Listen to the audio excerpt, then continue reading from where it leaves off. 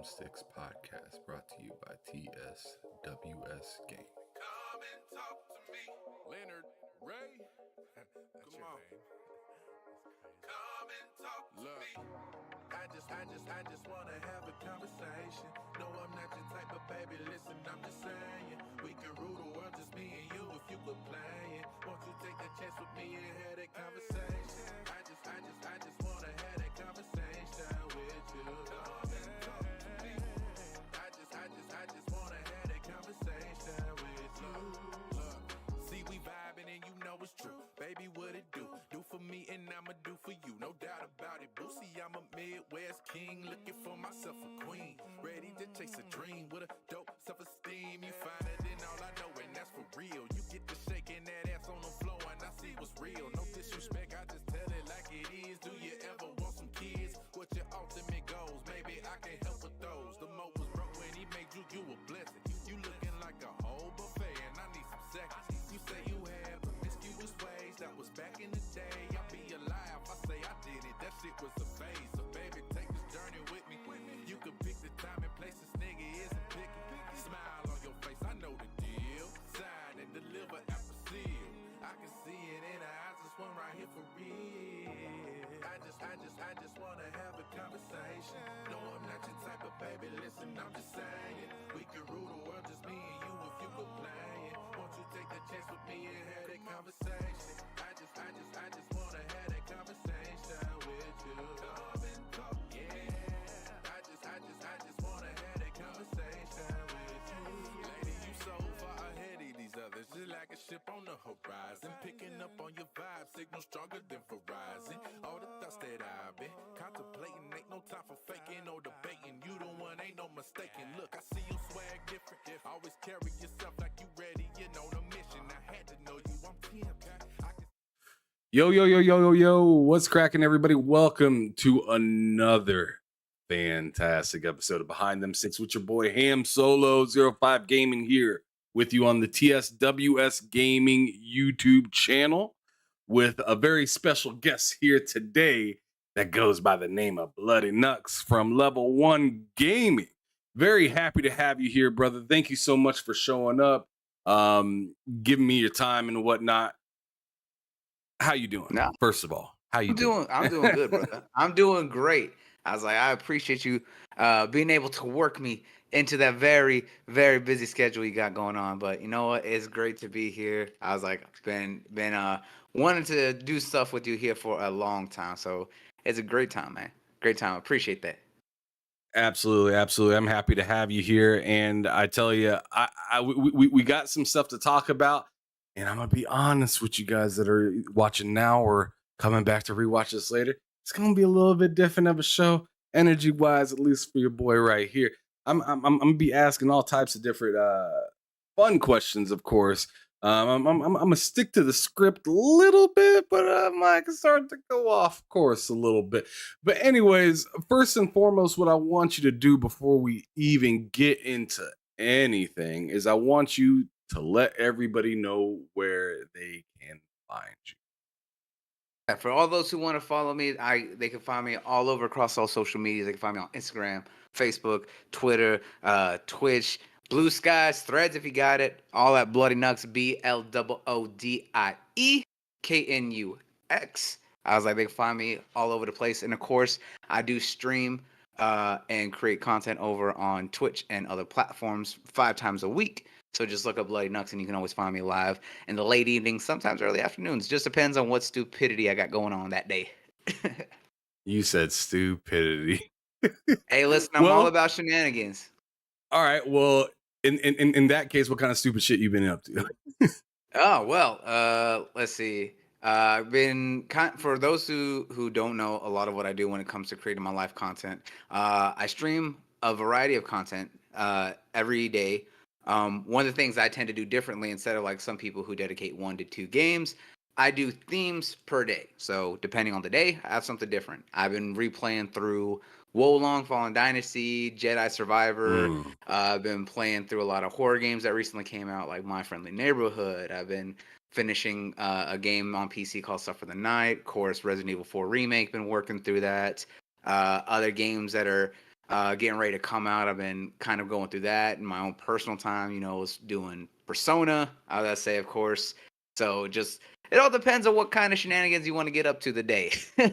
I've been trying to entertain the masses by finally finishing Death Stranding because I know no one spent money on that game, and I have a love-hate relationship with it. Damn. So I'm just like, you know what? I'm gonna finish it at some point. I really enjoyed that game. I thought Death Stranding was great, but I did not come out the gate liking it. Yes, I will I say came out that. the gate hating it, and then I was like, I "Oh, okay." Yeah, I agree the same way. I was like going into it, I always had this morbid curiosity with it, which is why I was like gonna play it. And the early gameplay of it, before you start getting a lot more of your equipment later on, definitely drags it out. I was like, overall, the gameplay loop can be a bit tedium and it can be a bit bleh, but once you start getting a lot more of the equipment and introducing a lot more stuff, it adds so much more variety that it can actually be a little bit more fun. So I think I'm at the point where I started getting more of the weapons and stuff like that, and having the different types of human enemies and stuff like that. I'm just like, okay, I like this now, and I like to go mess off with the BTs and stuff like that, and getting the new mini bosses. And I'm just like, oh yeah, this is fun now. This is fun. All right, man. So I want to back it up a little bit, but I'm gonna play a little game right now. I'm gonna back it up to some childhood stuff, and as soon as you say something that reminds me of something of today, I'm gonna bring it up. So this is gonna be fun because you don't know what direction I'm really gonna be coming at you from. All right, all So right. you said way back in the day you started on the PlayStation back before we got into this conversation where we're live. Back in the green room, me and you were just talking. You're like, first console I really got into hardcore was the PlayStation, but you also played other things like the Genesis and whatnot. Played a bunch of games up on there. I want to Yep. know from you, how much credit do you give today's games compared to those games back then?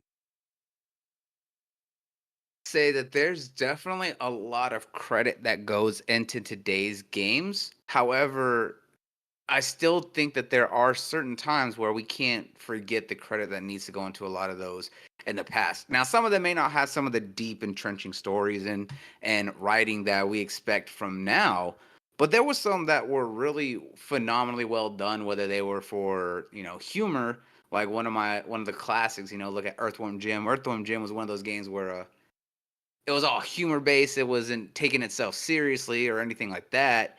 But then you look at some of the look at some other titles that came out during that time period that were try to tell storylines. We look at games like Ocarina of Time, Majora's Mask, especially with Legend of Zelda. Then you have even like the Final Fantasy games way back then here. Um, Right. but there's still so much today that there goes so further beyond, especially a lot of the retro inspired games where they really kind of push those boundaries with storytelling while still really capturing the feel Well, of the games that we played from the youth. here's a question that I want to ask you that I think is pretty interesting that I haven't really asked anyone, and I like this kind of new style that I'm kind of thinking of doing because this kind of brings old and new and just kind of mashes it up, right? So Yeah, yeah. I want to know, where do you think Final Fantasy went kind of suspect at all? Because though, and why I say that, because I'm not saying it's a bad game by any means, because I'm not even that big of a Final Fantasy fan. I don't really care. But if you like pay attention, it's kind of like a weird swing all over the place. And a lot of people were like, yo, this thing started out on Nintendo, or was like big on Nintendo, more or less Yep. first. And then it went over to PlayStation. It's done even better while PlayStation, got to hold on to that IP, but then it started to spread out a little bit more. Final Fantasy started to spread out a little bit more as the generations continued, right? And then it had this weird But wraparound of being back to one. but if we go back to then all the way to now, we know now that there's many more people gaming now Mhm. before back then. Sure, right? Yeah. Fair, But fair, fair. would but in, let's say, 2003 or 4, would you have ever picked up Pikmin and said, this is going to overtake Final Fantasy? To be fair, absolutely. I was like, it was one of the things I thought about too, is because of the fact that Pikmin's addicting. I was like, it was the same It way when is. I would It say is. I was probably a teenager during 2004, right? And I remember a lot of the time that I would specifically talk to one of my friends because he would come and hang out. And I would tell him to bring his GameCube all the time because I wanted to always play Pikmin and I always wanted to play Animal Crossing because there's something so simplistic about those games that you end up wanting to just spend so much time doing them. And as things got more open and more people started playing those games specifically having that very easy kind of approachability to them and being very simplistic but also wholesome, a lot something more that's able to appeal to a wider variety is going to reach more people than something like Final Fantasy when it slowly started moving from being so niche and being a very subculture to being more open to mainstream and to everybody. I Okay. think for So, us, I think we were so kind did of at that Pikmin get? stepping stone of the generation. So my question is, did Pikmin get more popular, or did Final Fantasy lose some some momentum, or maybe both? What do you think it It's a bit of is?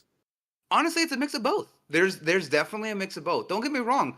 As a very well-known Japanese enthusiast, Final Fantasy is very much a staple household name when it comes to classic JRPGs and some of the foundations for what inspired a lot of those games to be popular here in the West. However, there has been a slow change and momentum for how some people approach the last couple entries over the last 2 decades. 10 was phenomenal on the PS2. However, some people didn't necessarily like 10, and especially some didn't really like 10-2 with its direct sequel. However, there are those who absolutely love 10-2, especially with its very unique and intense job system. Then you had 11, which was their first attempt at an MMO, and that had a lot of issues and kind of died off quickly. And then after that, you started to see the slow transition from the traditional turn base into something that was more active with 12, which kind of introduced the BTB system, which is where you would have your turns charge up, then you would be able to make a decision there. However, you could also pause the game to decide how you want to approach those before it started going more active with what they did in 13, which pushed it more into being an action RPG instead of a traditional turn based. Some people didn't like that transition. Some people really liked 13. Some didn't. I'm one of the people that don't like the 13 series of games. Probably the worst ones for me. However, I know a lot of people who really like them. Just like how I know a lot of people didn't like the full action, broad style gameplay and open world or semi open world approach of 15. However, I really liked 15. I thought the character development was really great for those characters. Not a lot of people didn't like that. So I think that over the past 5 to 6 entries, over the past 2 decades, has been very back and forth on whether people are going to approach it or they're not. So it kind of helped to kill the momentum for how some people felt, even if they still really like the storytelling in the game. Then you have a game like Pikmin and all those kinds of games being able to reach more though as we saw the shift going from a very niche subculture to being more mainstream and a lot more of those approachable, friendly style games reaching more audiences. And you think from Pikmin 1 all the way back in 2004 to now Pikmin 4 almost 20 years later, we grew up with that. Some of us have kids and families now that all play together and game together. So we're able to share those games with the next generation and so on and so forth, that more people are going to approach that game compared to something like Final Fantasy, which is now kind of ingratiated itself in a more mature style of storytelling that some people may not be able to pick up on, especially the younger crowd. Okay. Yeah, and you know, I've heard a lot of this as well. Like, you know, what you love about Halo and stuff like that is means nothing today to people. Which I mean, that sounds like insane, right? But it's Really just does. like, but like in a way, I mean, as rude as that sounds, it's kind of true in a in the sense of like, yo, like, sure, people know Master Chief, but like people from the games that are out today, I feel like the games are more for the people that have been following since way back then Yep. than in than getting the people that are, you know, I'm like Chief is huge, and I think you could use him in so many damn different ways. But I feel like they may have stayed stagnant on one way too long and forgot how to reintroduce something. We all maybe have made fun of Spider-Man throughout the times of, man, how many damn different Spider-Mans are they going to have? How many damn different things are they going to use? You know, you know they have all these different characters. I mean, different actors playing Spider-Man. Yep. But if you think about it, it's like, wow, some of those Spider-Mans are from different generations of people growing up through those times. So, Hmm. like, what's the guy's name? Tom Holland or something like that. Yeah, Tom Holland, the newest Yeah, Spider-Man. yeah. So, a lot of people are relating much more with like a Tom Holland than maybe the dude from the earlier damn, I'm Tobey having a Maguire. brain fart. Like Toby Maguire from when he Yeah. played with the symbiote suit and and had his like trifecta of movies, right? Yeah, yeah, yeah. Big shift in time from Very then big. to now. Hmm. So so it feels like Spider-Man kind of kept up with the time. As for Halo, eh, I feel like Gears did a better job of keeping up with the time than Halo did. I can agree with that completely. And I think a lot of it is the fact of that I agree with you about sticking with something for too long and not being able to move away from it. And that's what I tell everyone. As like, I understand people don't want Chief to retire, but for those who actually know Halo, they know the lore and the universe of Halo from reading the books and reading or watching a lot of the old animated series, the animes that they made here, and then a lot of the other spin-off titles. There's so much to the universe of Halo that it is beyond just Chief. You know, everyone talks bad about Guardians. Guardians can be whatever it is, but there is something that was interesting about Locke's history and his team with Team Osiris if you paid attention to the books and everything else that came out instead of just the games. Same as that if you know anything about Blue Team with those who were following Chief. And then, of course, there's the stories of the ODSTs and everything else. There is so much more to the universe and so many other Spartans, especially in the later generations, that you can follow that can tell really great stories. I think that's why a lot of people really liked Reach because it wasn't focused on Chief. It was focused Right. on Noble Team, and everyone really felt and appreciated the approach of storytelling by following Noble Team, following Six. We got to meet people like George. We got to meet Kat. We got to meet Emil. Some of these other badass Spartans that were out there, and note that it goes beyond just one character.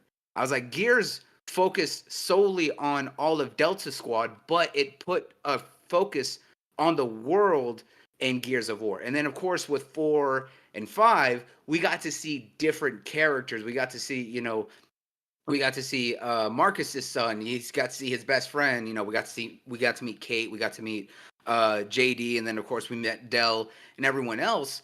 We were seeing that growth beyond just the main characters that we all knew, and I think that allows it to grow because it's not focused on one thing, and then you feel locked in.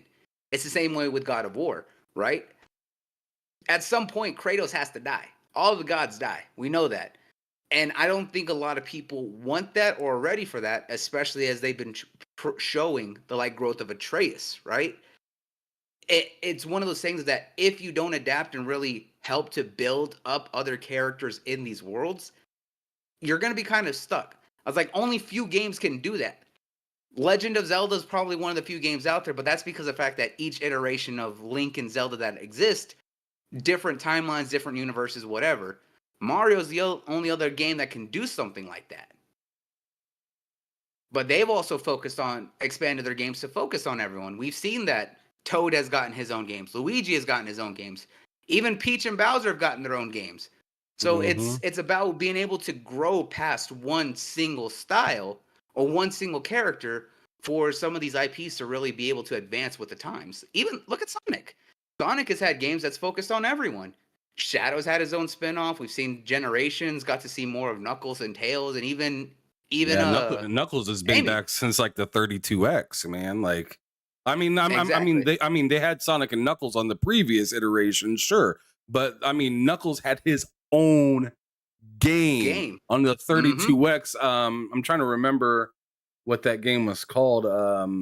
Damn, it was a crazy ass game for its time, though. 2D, similar to like the other Sonic games or whatnot, but it is very fast just in the way of what he does with climbing and swinging from stuff and whatnot. And it is pretty nuts. But yeah, man, I mean, I 100% agree. The way that you just got done kind of, you know, putting that all together was more or less like, yo, I feel like what you kind of said was after 343 took it, I feel like the gap between 4 and 5 should have been taken advantage of.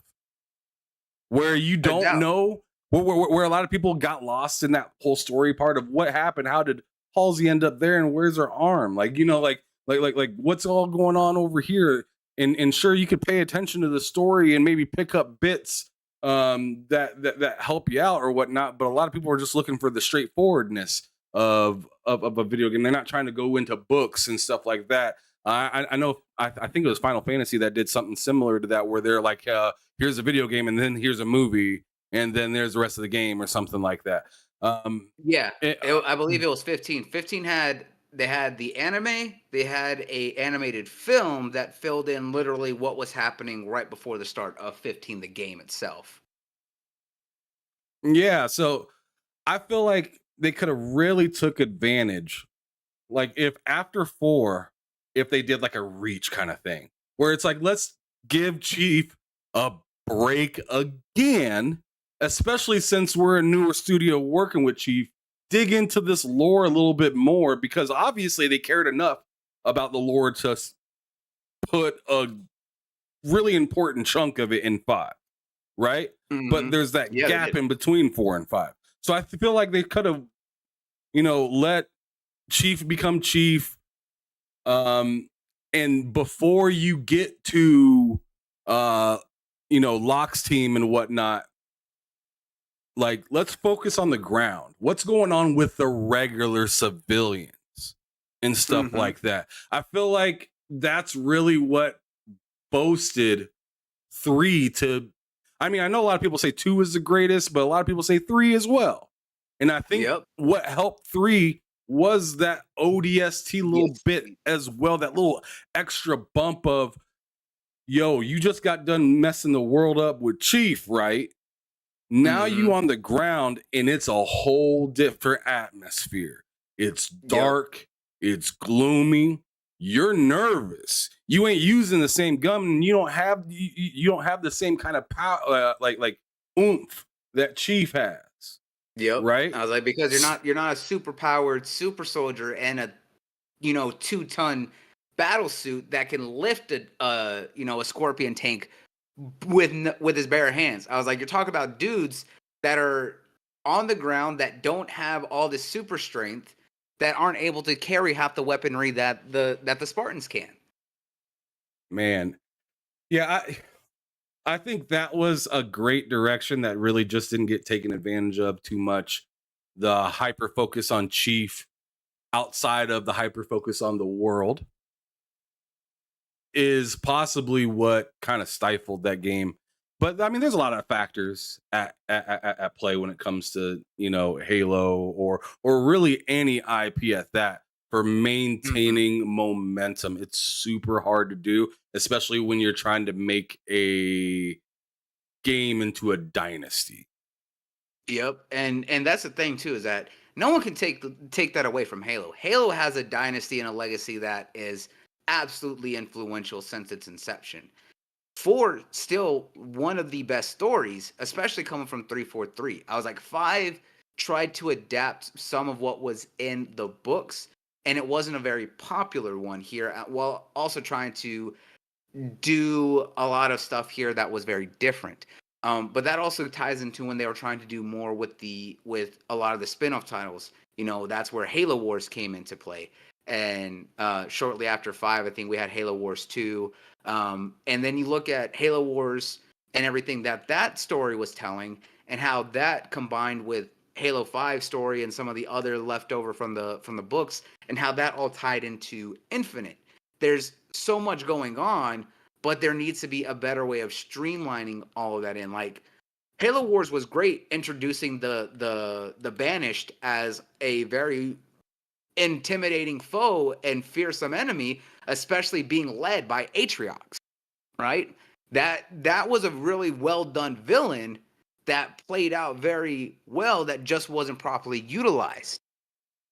In my opinion, you know why it wasn't properly utilized? It was in a totally different style type of game. So a lot of people came up seeing Atriox in Halo Infinite, and they're like, who's this guy?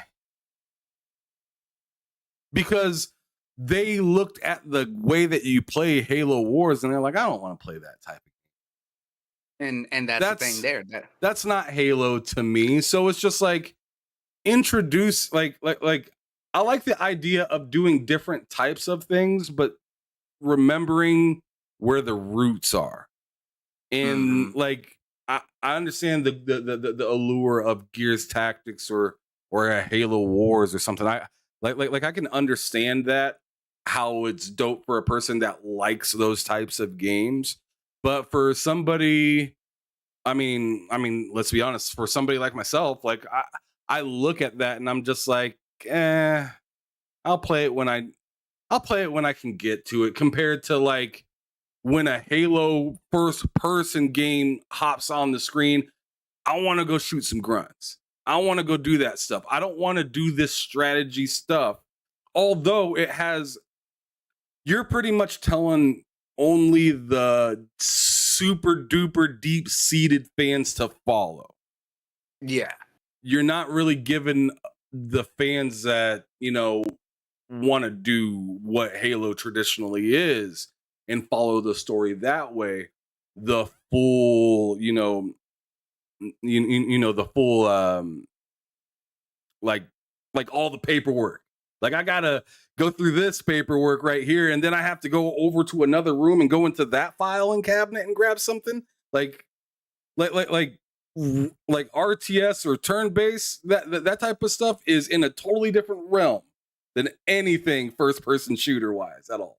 So asking somebody to jump Absolutely. over there just for the story, you got to be a diehard fan to want to do that. Yeah. And I think that's where it comes down to being able to take those different styles and make them approachable. That's the biggest key is can they be approachable for people who aren't into those genres? Like I love strategy games. I love tactical games. I was like just like as much as I love an RTS, I love a first person shooter, I love an action, hack and slash, all that. I was to say I'm open to the genres, but for people who aren't, it has to be relatively approachable, something that's easy. It's like deck builders, right? There's been a rise of deck builder style games. However, some of them can be very complex games with very complex systems that aren't going to be approachable for those who aren't well aware or ingratiated in that genre. So you have to make it more accessible. Same as with strategy games. That's why I love what the team over at Firaxis did for with Marvel Midnight Suns, right? I love their strategy games. They're the granddaddies of XCOM and one of the biggest, tactical games out there. And they took that style, combined it with a deck builder, but also used a very well-known IP using the Marvel license to create something very unique. And they took away a lot of the over complexities of the tactical game, but still leaving a lot in there for you to experiment with, while also making the deck builder very approachable. It's like, hey, you can only have this many number of cards. You can get more, make as many as you want, customize it, make it accessible to you. But this is what you have. You have a limited number of turns each one. Made it very easy to understand for a lot of new players for both tactical games and deck builders. When you make something accessible, it tends to be able to attract people who aren't used to that genre that may then want to explore more into that if it really captures their attention. But if you don't capture that, you're not going to get people involved or wanting to expand into that. And I think that's the issue, is that Gears Tactics is phenomenal. But I do agree that it is very much the traditional tactics-based gameplay that you are used to, especially if you play a lot of old school XCOM, which may not be for everyone who does not play those types of games, even for a lot of diehard Gears fans. But for the very deep-seated ones, they're like, I'll figure it out. I'll play it. I personally Mhm. love it. And they add a lot of customization uniqueness that makes it stand out.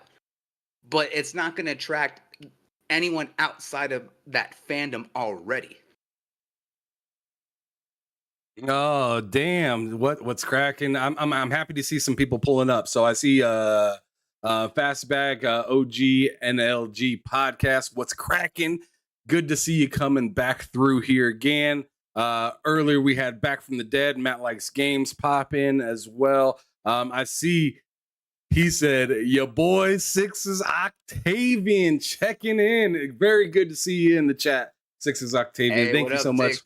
for pulling up. I know you so happy about that that Final Fantasy 14. I know this man Oh, was yes. rolling, Dude, was I was tripping. beyond ecstatic. I was like, I was probably so hyped because I have it on PC. I played it on PC, but knowing that it's finally coming to console, especially on Xbox, which a lot of people have been wanting for years. I'll say the Right. fact that they've been talking about it all the way back in 2020 about wanting to make it happen. It was just like, we need it now.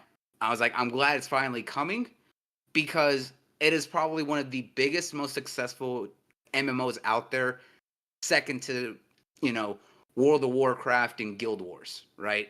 It's one of the biggest out there. And the fact that it's not reaching more platforms or hasn't been on another platform is beyond me. Yeah, I mean it's wild when you play the game of we're using this to be on PlayStation only, and then all of a sudden, oh, we're everywhere, and then now we're only on PlayStation, and then we're everywhere again. It's just like, dude, you are confusing the hell out of your fan base for no reason, stifling your own success a little bit, and it's just kind of weird. But I want to get back to some of the to another topic that I wanted to hop to, and I believe, I mean, correct me if I'm wrong, you were at a showcase earlier this year. Is that right? Yeah. Go on ahead and extrapolate on that just a little bit. Tell me about what it was like. Who'd you meet? Who'd you hang out with? Like other content creators and stuff like that. Go on ahead and talk about it for a little bit. I've been to quite a few different showcases here. But earlier this year, I was at PAX West, just like I was at PAX West last year, PAX East, and everything else here. There's When you go to these live events, I think the thing is that what we see on the internet, all this console warring, all this, either you like this the plastic box or whatever, this console, this one, it's not relevant or present when you're there in person talking to people. When you're at these events, it's all true passionate people about our hobby, about this culture that we have. Gaming is very much a passionate culture for those who are really deep into gaming. And when you go to these live events, it shows because everyone there loves to talk about games. Doesn't matter what platform you play on. I was like, I have every console. I just have a preference. And I was out there talking with dudes who only play on PlayStation or dudes who only play on Nintendo. And we're sitting there all excited about everything that's coming out. You look at this year alone, there are some of the biggest games coming out on PC, on PlayStation, on Xbox, on Nintendo. I was like, everyone's excited about those games. It does not show. There is no animosity. There's no hatred there. There's no you're stupid if you only like this platform. No, everyone wants to enjoy games together when you go to those. I've hung out with a lot of amazing other creators that that are good friends and family. Of course, shout out to One Away Dragons TV. Shout out to my big brother Lemon. I was like, always go out and hang out with him. Hung out with all the dudes over there, the amazing Lords of the Realm to the Iron Lord podcast, hang out with Cog, hang out with King David, Addict, Course Sovereign, all of them amazing dudes. Have caught up with the rest of my family over here at LV1 Gaming, hung out with Baron. We've been out there on events together, of course, Fame. It's like me and him have been rocking since 2017. I was gonna say, it's one of those things that when you're at these events, there's no hatred. It's because we're all passionate about the same thing and we want to experience that with other people and to talk about that with everyone that's there. Okay, hold right there.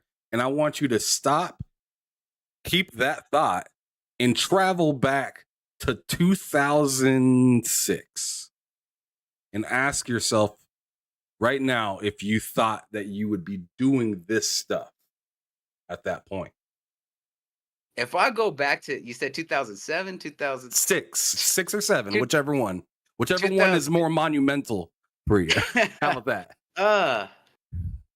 Honestly, no. I never thought that I would be doing what I do now and being able to have the opportunities to do what I do for this. I mean, at that time, I was a teenager in high school, and I don't know how many times I heard it. I'm pretty sure all of us in our generation have heard it. It's just like, oh, you just play video games all the time. You're never gonna go anywhere, do anything if all you do is play video games. It's like, I don't care. It's what I do to waste my time. I don't blame you on whatever you do in your free time. Don't tell me what I can do in mine.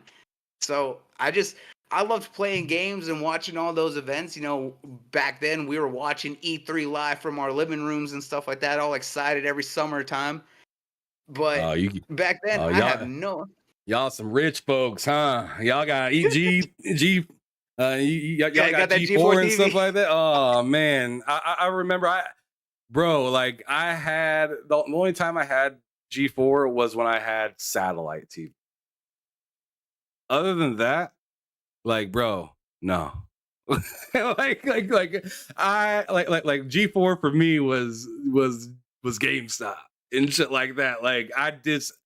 I there was no way for me to really get into all that stuff. Everybody all talks about that stuff from way back in the day, and I'm just like, man, I wish I could have been able to watch that stuff, but I was only able to get it for that little bit of time that we had satellite TV, and we only had satellite TV for the football season and stuff, of course. Yep. And then we just get rid of it. Of course. Yeah, it was the subscription services back then. It ain't no different than today. We was getting shit when we needed it and getting rid of it when we don't want it no more. Get rid of that. Exactly. Screw the contract. We buying out the contract. We out of here. But anyways, so that's pretty interesting to be able to look back then and be like, man, where did you think you were gonna go at that time period? Obviously, you're in school, so you're like, the world is still yours at that point, right? And you're still trying to kind of figure everything out. Seeing where you are now and doing all this gaming stuff and going to these events and stuff like that. What were some of the hobbies back then that you may have thought you got into instead of gaming? Well, to be fair, gaming has always been kind of in my blood. I was like, gaming was always something I was going to do. I was like, I did have other hobbies that I did at the time, and I did kind of have a vision on where I was going to go, or kind of what I wanted to do after school. So to give a little bit about my history, I grew up with gaming. I grew up reading comics, a lot of that stuff. Played a lot of card games. Of course, our generation, we were the foundation of Yu-Gi-Oh and Pokemon and all that stuff. So Shit. I was really deep into Yu-Gi-Oh and Magic growing up and stuff like that. Kind of dropped off with it for after school. But at that time, for a lot of people who don't know, I come from a very big military family. Military Oh was shit.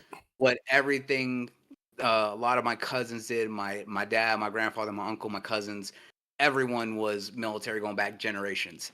I had all the intention to go military. I was in a military development course in middle school. I did JROTC back in high school.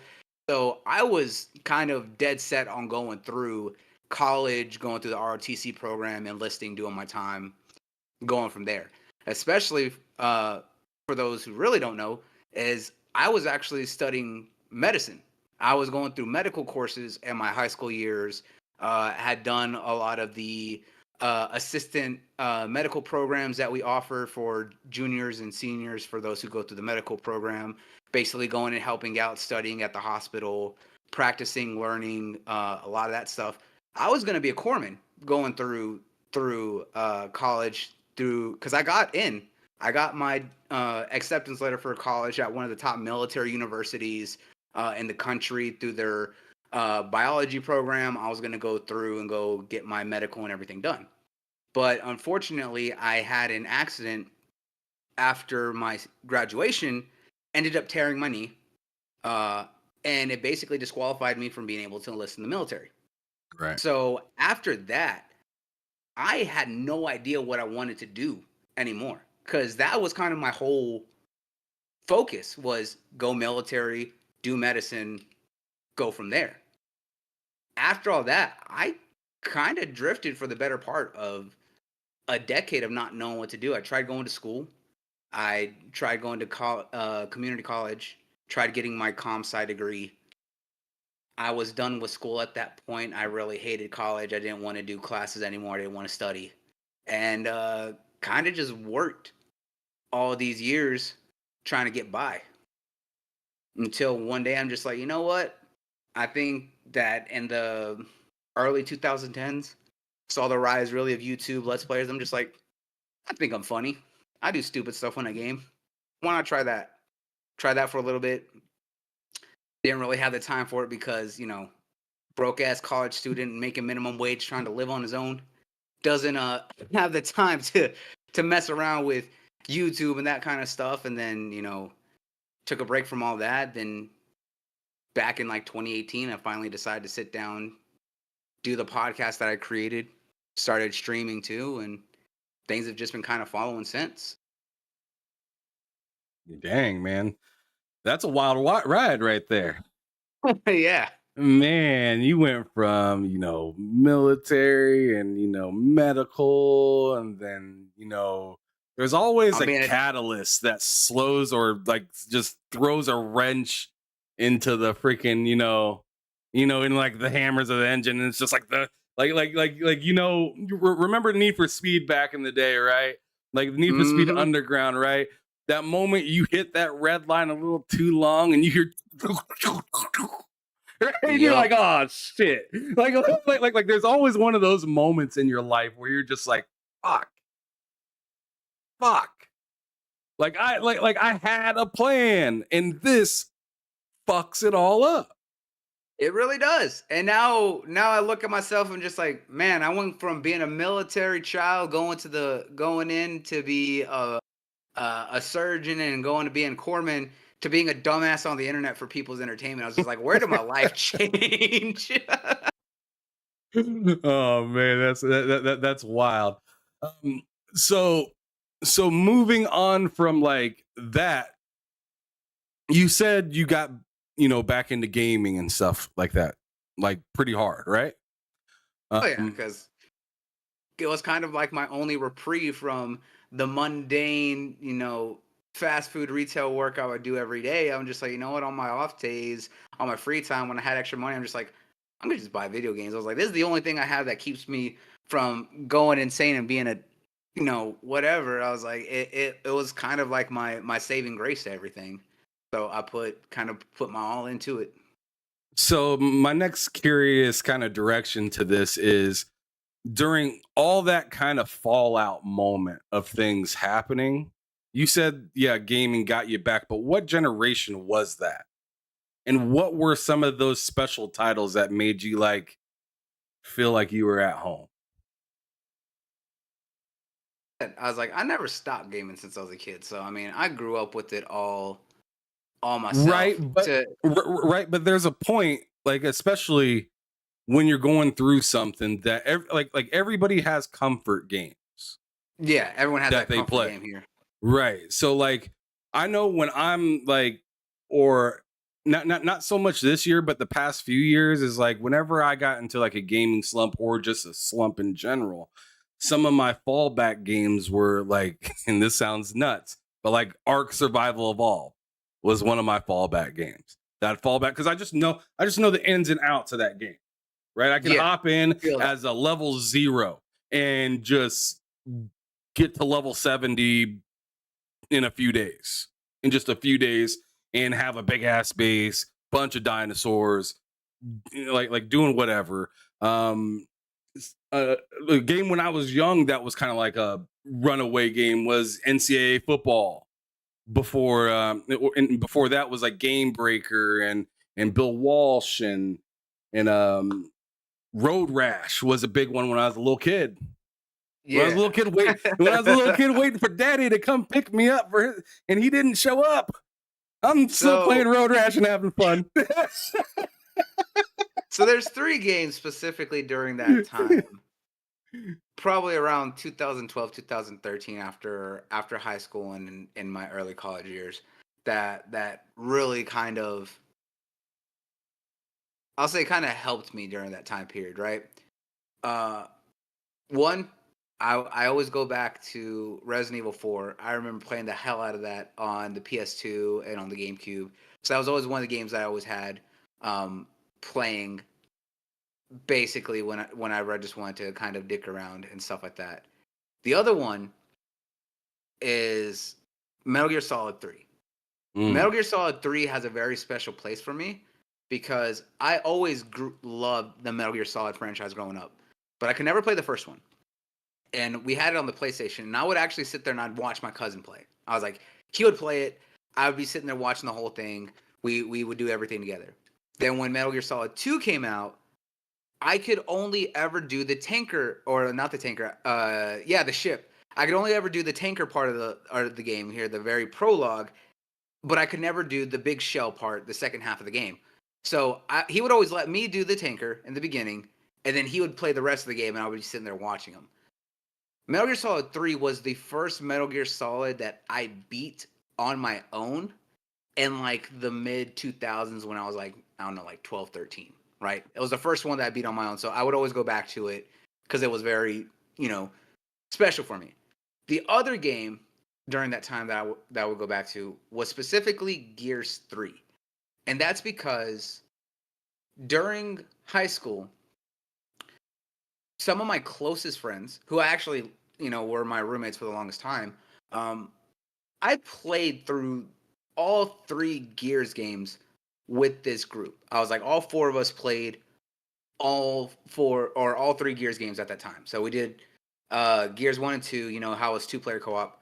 But when they introduced Gears 3 and it had 4 players, we all played that campaign co-op all the way through together. So when I was like feeling really down, we would just hop in, go play Gears 3. We'd either do the story mode or we just sit there and spend endless hours playing horde mode. I was like, that was kind of like my therapy time hanging out with those guys.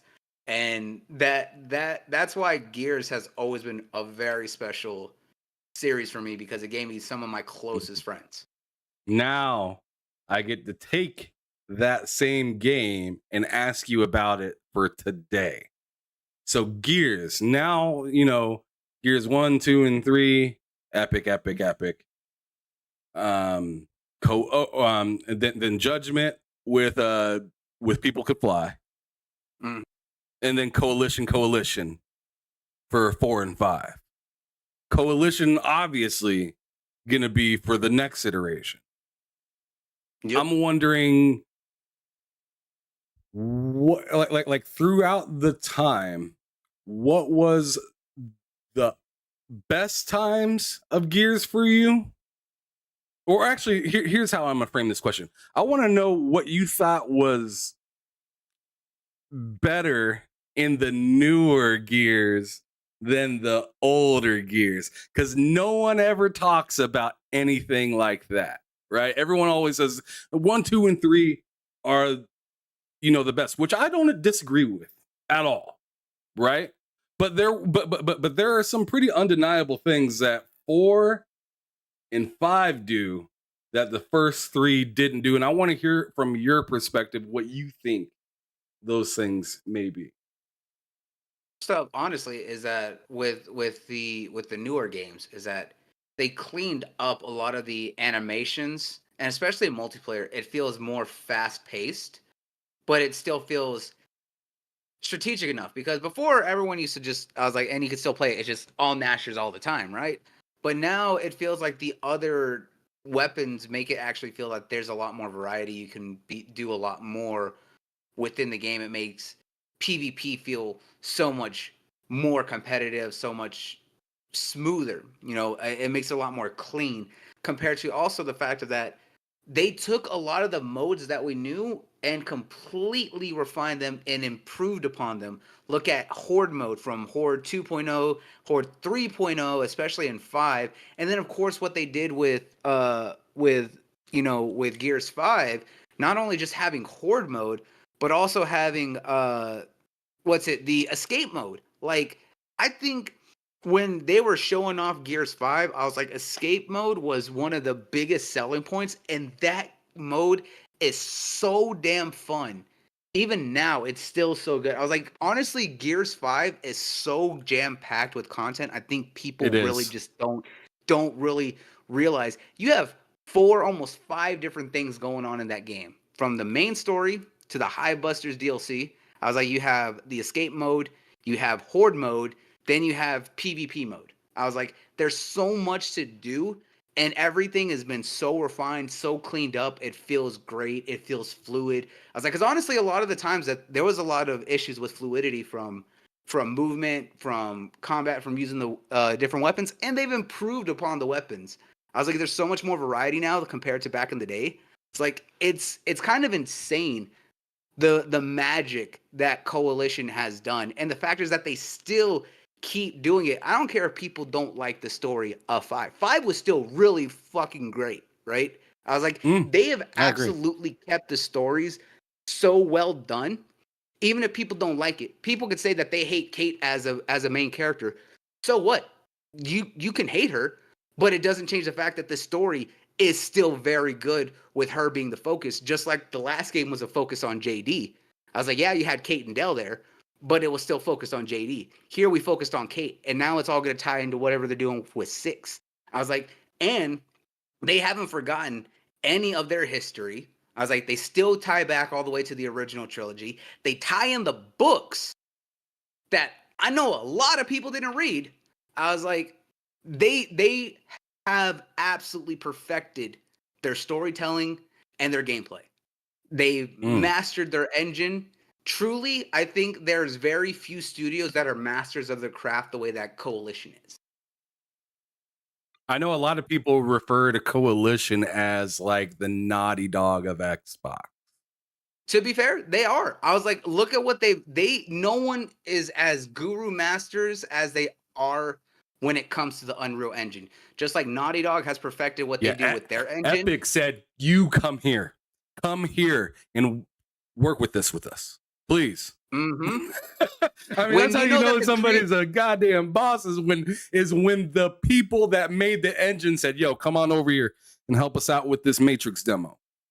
That exactly that when they that's wild. exactly. I was gonna say when the creators of the engine themselves say, "Hey, we want your help also improving and what you would like to see done in the next iteration to make it better," and they're like, "Here's our list of what you can do that'll make it even better for us," and then getting to turn around and showcase what it can do lets you know that you're kind of the top tier big dogs of the industry when it comes to that. Man, fantastic. I liked your points right there, but now I got to move in from from the old to new, and then going to new to newer. So now I'm kind of curious as to, obviously from everything that you just got done saying, Gears 5 fairly well. Gears fairly well. You've been rocking with it for years now, for over a decade. Mr. I Gears got right the here, blazer right? there. Dude, you got the gun. Look, Yeah. You got the blicky right out there. there You as a got the blicky replica right there. lantern. Goddamn. All right, bro. All right, so then I gotta ask you then, as somebody that's as big of a fan as you are to Gears of War, I'm interested. How do you think they should kind of pivot from the way they ended 5? So I'm sorry if anybody's watching doesn't know the end of 5, but but the way I'll put it so I don't spoil it for those of you that may have not played the game, which I feel like a lot of you that are here probably did. But anyways, you had to make a choice, right? Who stays alive? Remember, um, regardless of who you picked, I'm wondering, how does one transition to making a new game based off a pick that folks had to make? Do you continue it based on the achievement, or like I don't think that there's like a specific thing. Yeah. There's a way. I mean, I'm about to reveal what I think. So before I do that, let me go ahead and pass it over to you, and let me see what you like how you think they're gonna run with this new Gears, with knowing that they gave you options at the end. And if you guys haven't played Gears 5 yet, it's insane. It You absolutely is go do that. it is really good and really sad all at the same time. Just what you'd expect out of Gears. It's got to have drama. Yeah, and there is a lot of it. There is some moments where you're just like, oh no. There is those moments in that game. So without any further ado, brother, go on ahead and spit your piece on how you think they're going to continue with the next iteration of Gears. There's two ways they can approach this, right? They can do the BioWare approach and go Mass Effect and basically write the game with two different stories, depending on which choice you can do. It would take a lot more work, which could explain the very large gap of time since we got 3 so far, or since we got 5. Can explain a lot of that deep work. And that's one way they can approach it, because it can let people be able to play it from either or because I know a lot of people probably played it twice, got both endings, and saw here, they'll let you choose who you did. Kind of like what Machine Gun Games did with specifically with Wolfenstein. Remember that in Wolfenstein, the New Colossus, the sequel to the New Order, they showed you a replay of the beginning or the story from New Order. And then remember, at the very end or in the beginning, you had to make that decision on who you saved. And they let you continue that game with New Colossus, being able to make that decision again because of the fact that, different generations, stuff like that, but allowed you to be able to say, hey, this is the story I want to follow with this character, or you can switch it over and do it with a different character. That's one way they can approach it. Or they can go the complete opposite way and choose the ending that they feel is canon and go from there. However, the only problem with them taking that approach or going with the two rile up some folks. It's gonna rile up some folks, definitely. Just like if they take the aspect of focusing on writing for both going forward, it's gonna play out here that how it's gonna affect going forward, because then you're gonna have two stories that tie together depending on how they get to that ending and end this trilogy what they're gonna do going forward, because now they have two potential storylines that are culminating at one point still, but you're gonna have to unify them at some point to continue on the future. Whereas if they go with just what they feel is canon, it's gonna rile up folks who feel the other way or wanted it to be the other way, but that at least streamlines the process of what they want to do story wise. Either way, it's going to be a very tricky situation. It's going to be very touch and go, but I think either way that they approach it can be very successful if either approach is handled very carefully and with the kind of care that they've always given when it comes to their story. Okay. So which one do you think is more likely to happen of those options that you've given? Honestly, more likely they're going to go with what they feel is the canon. Personally, I want them to do the dual storyline, being able to choose either or, Like because the it Mass can be Effect done. route. Yeah, I would say, or like I said, more accurately, kind of like Machine Gun Games did with Wolfenstein. You have a choice on who lived or who died in the last game. You can do the same thing in this game here. You choose the ending storyline that you want to continue and follow.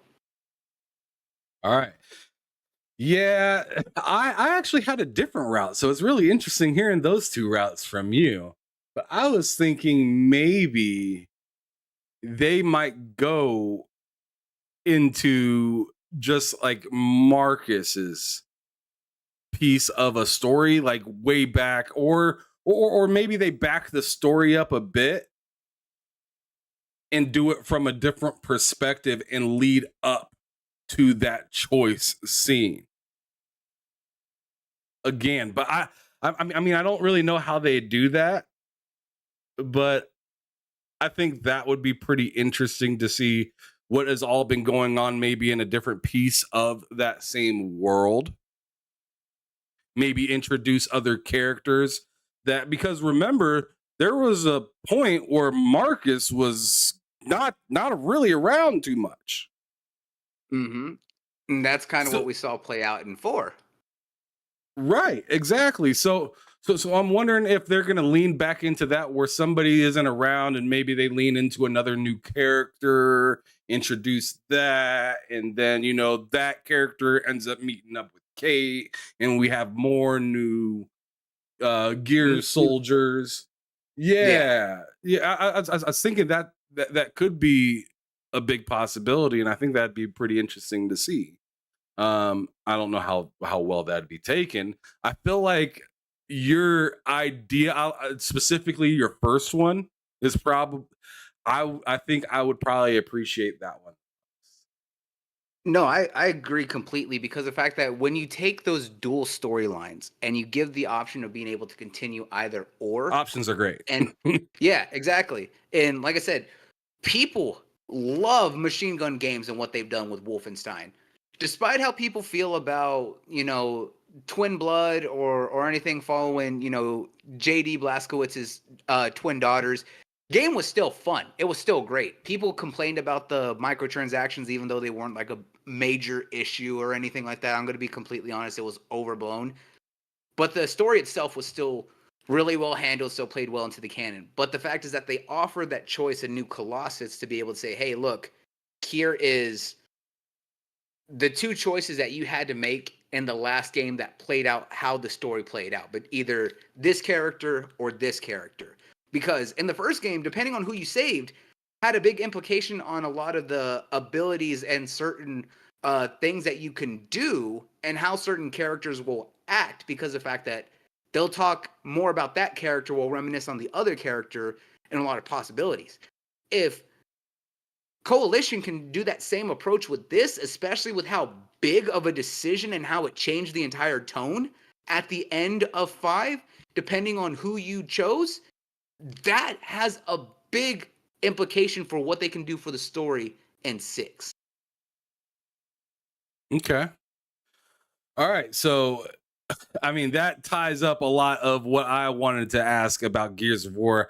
I'm excited to see what the hell the coalition's been up to with that with that series. just as much as I'm sure many others are, but I don't think I'm as excited as Mr. Bloody Nux right here.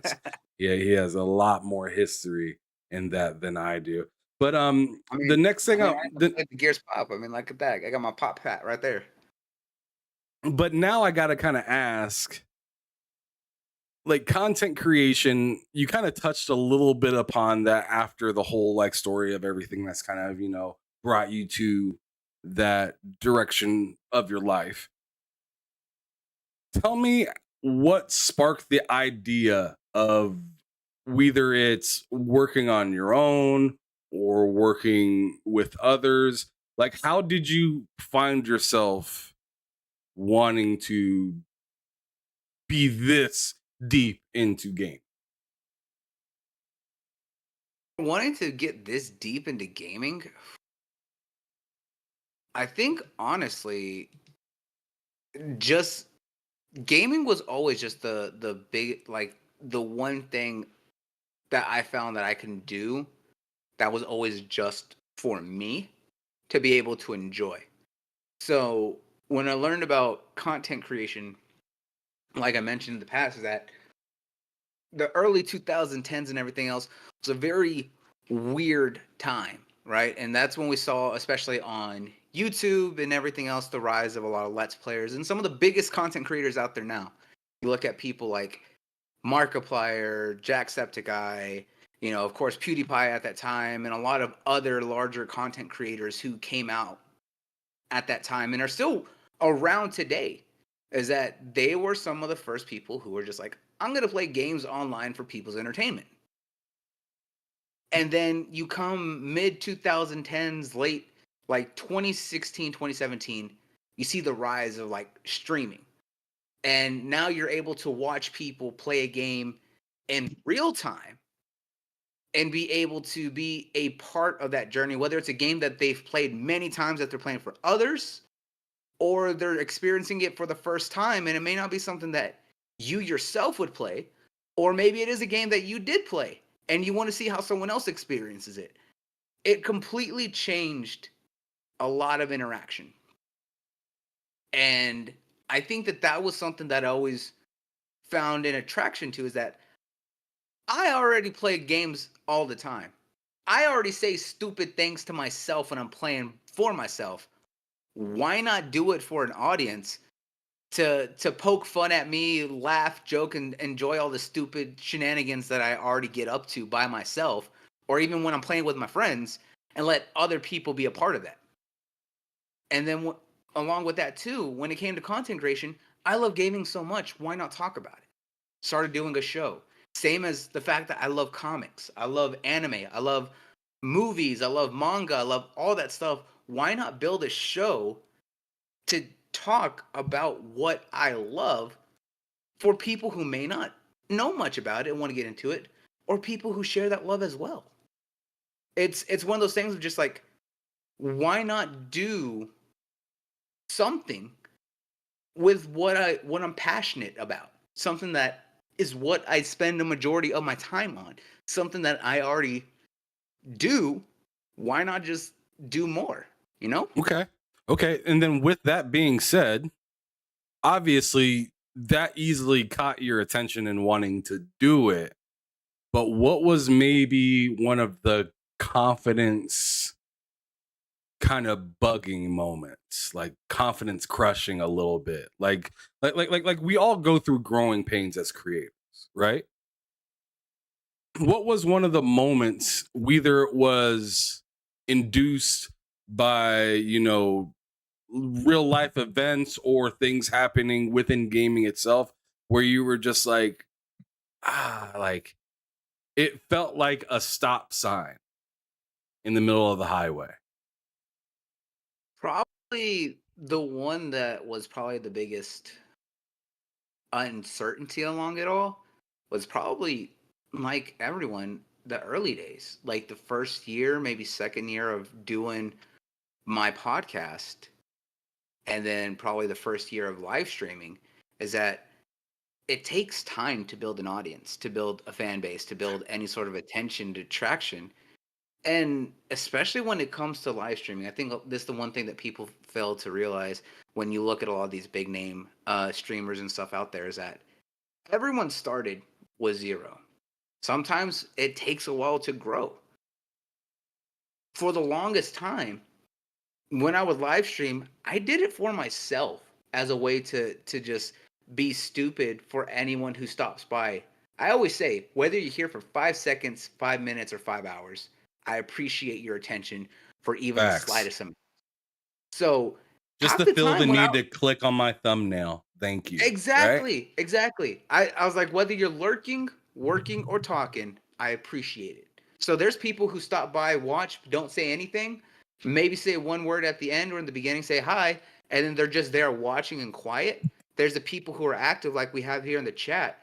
Or there's probably people who are just like, hey, I'm throwing you on in the background while I do some work. And I'm just like, cool. I'm glad that you even decided to pull up my stupidity and let that That's play. my favorite one, actually, is when people say, I'm putting you on in the background while I'm working. I'm like, damn, I'm helping you get through Exactly. real life right now. I'm helping you through Exactly. real life right now. And I mean, whether I'm talking about the most entertaining stuff or like a dull moment, like the Exactly. fact that you're using me to To push help through pass your your time. day Exactly. is like amazing. And that's the thing is that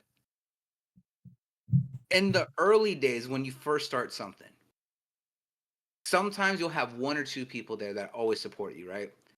Other Right. times it takes a while to build that up. For the first year of live streaming, I really didn't have anyone ever watching. But then again, I was also working weird hours. So sometimes I would be in the late night. You're talking like starting at 10 p.m. at night Central Time, going all the way to like 6, 7 in the morning, right? Because I'd be doing it on my off days or whenever I had free time, basically because of how my work was at that time, or going into my off days. And sometimes even when we were doing the podcast, the only ones that would be talking is one of our friends who wasn't on the show with the rest of us, right? So it would just be a conversation between us. And sometimes that could be very defeating when you're wanting to do something bigger. But the fact is that you can't let those early lulls stop you. I was like, now, yeah, I don't get 20, 30, 50, 100 people watching me all the time.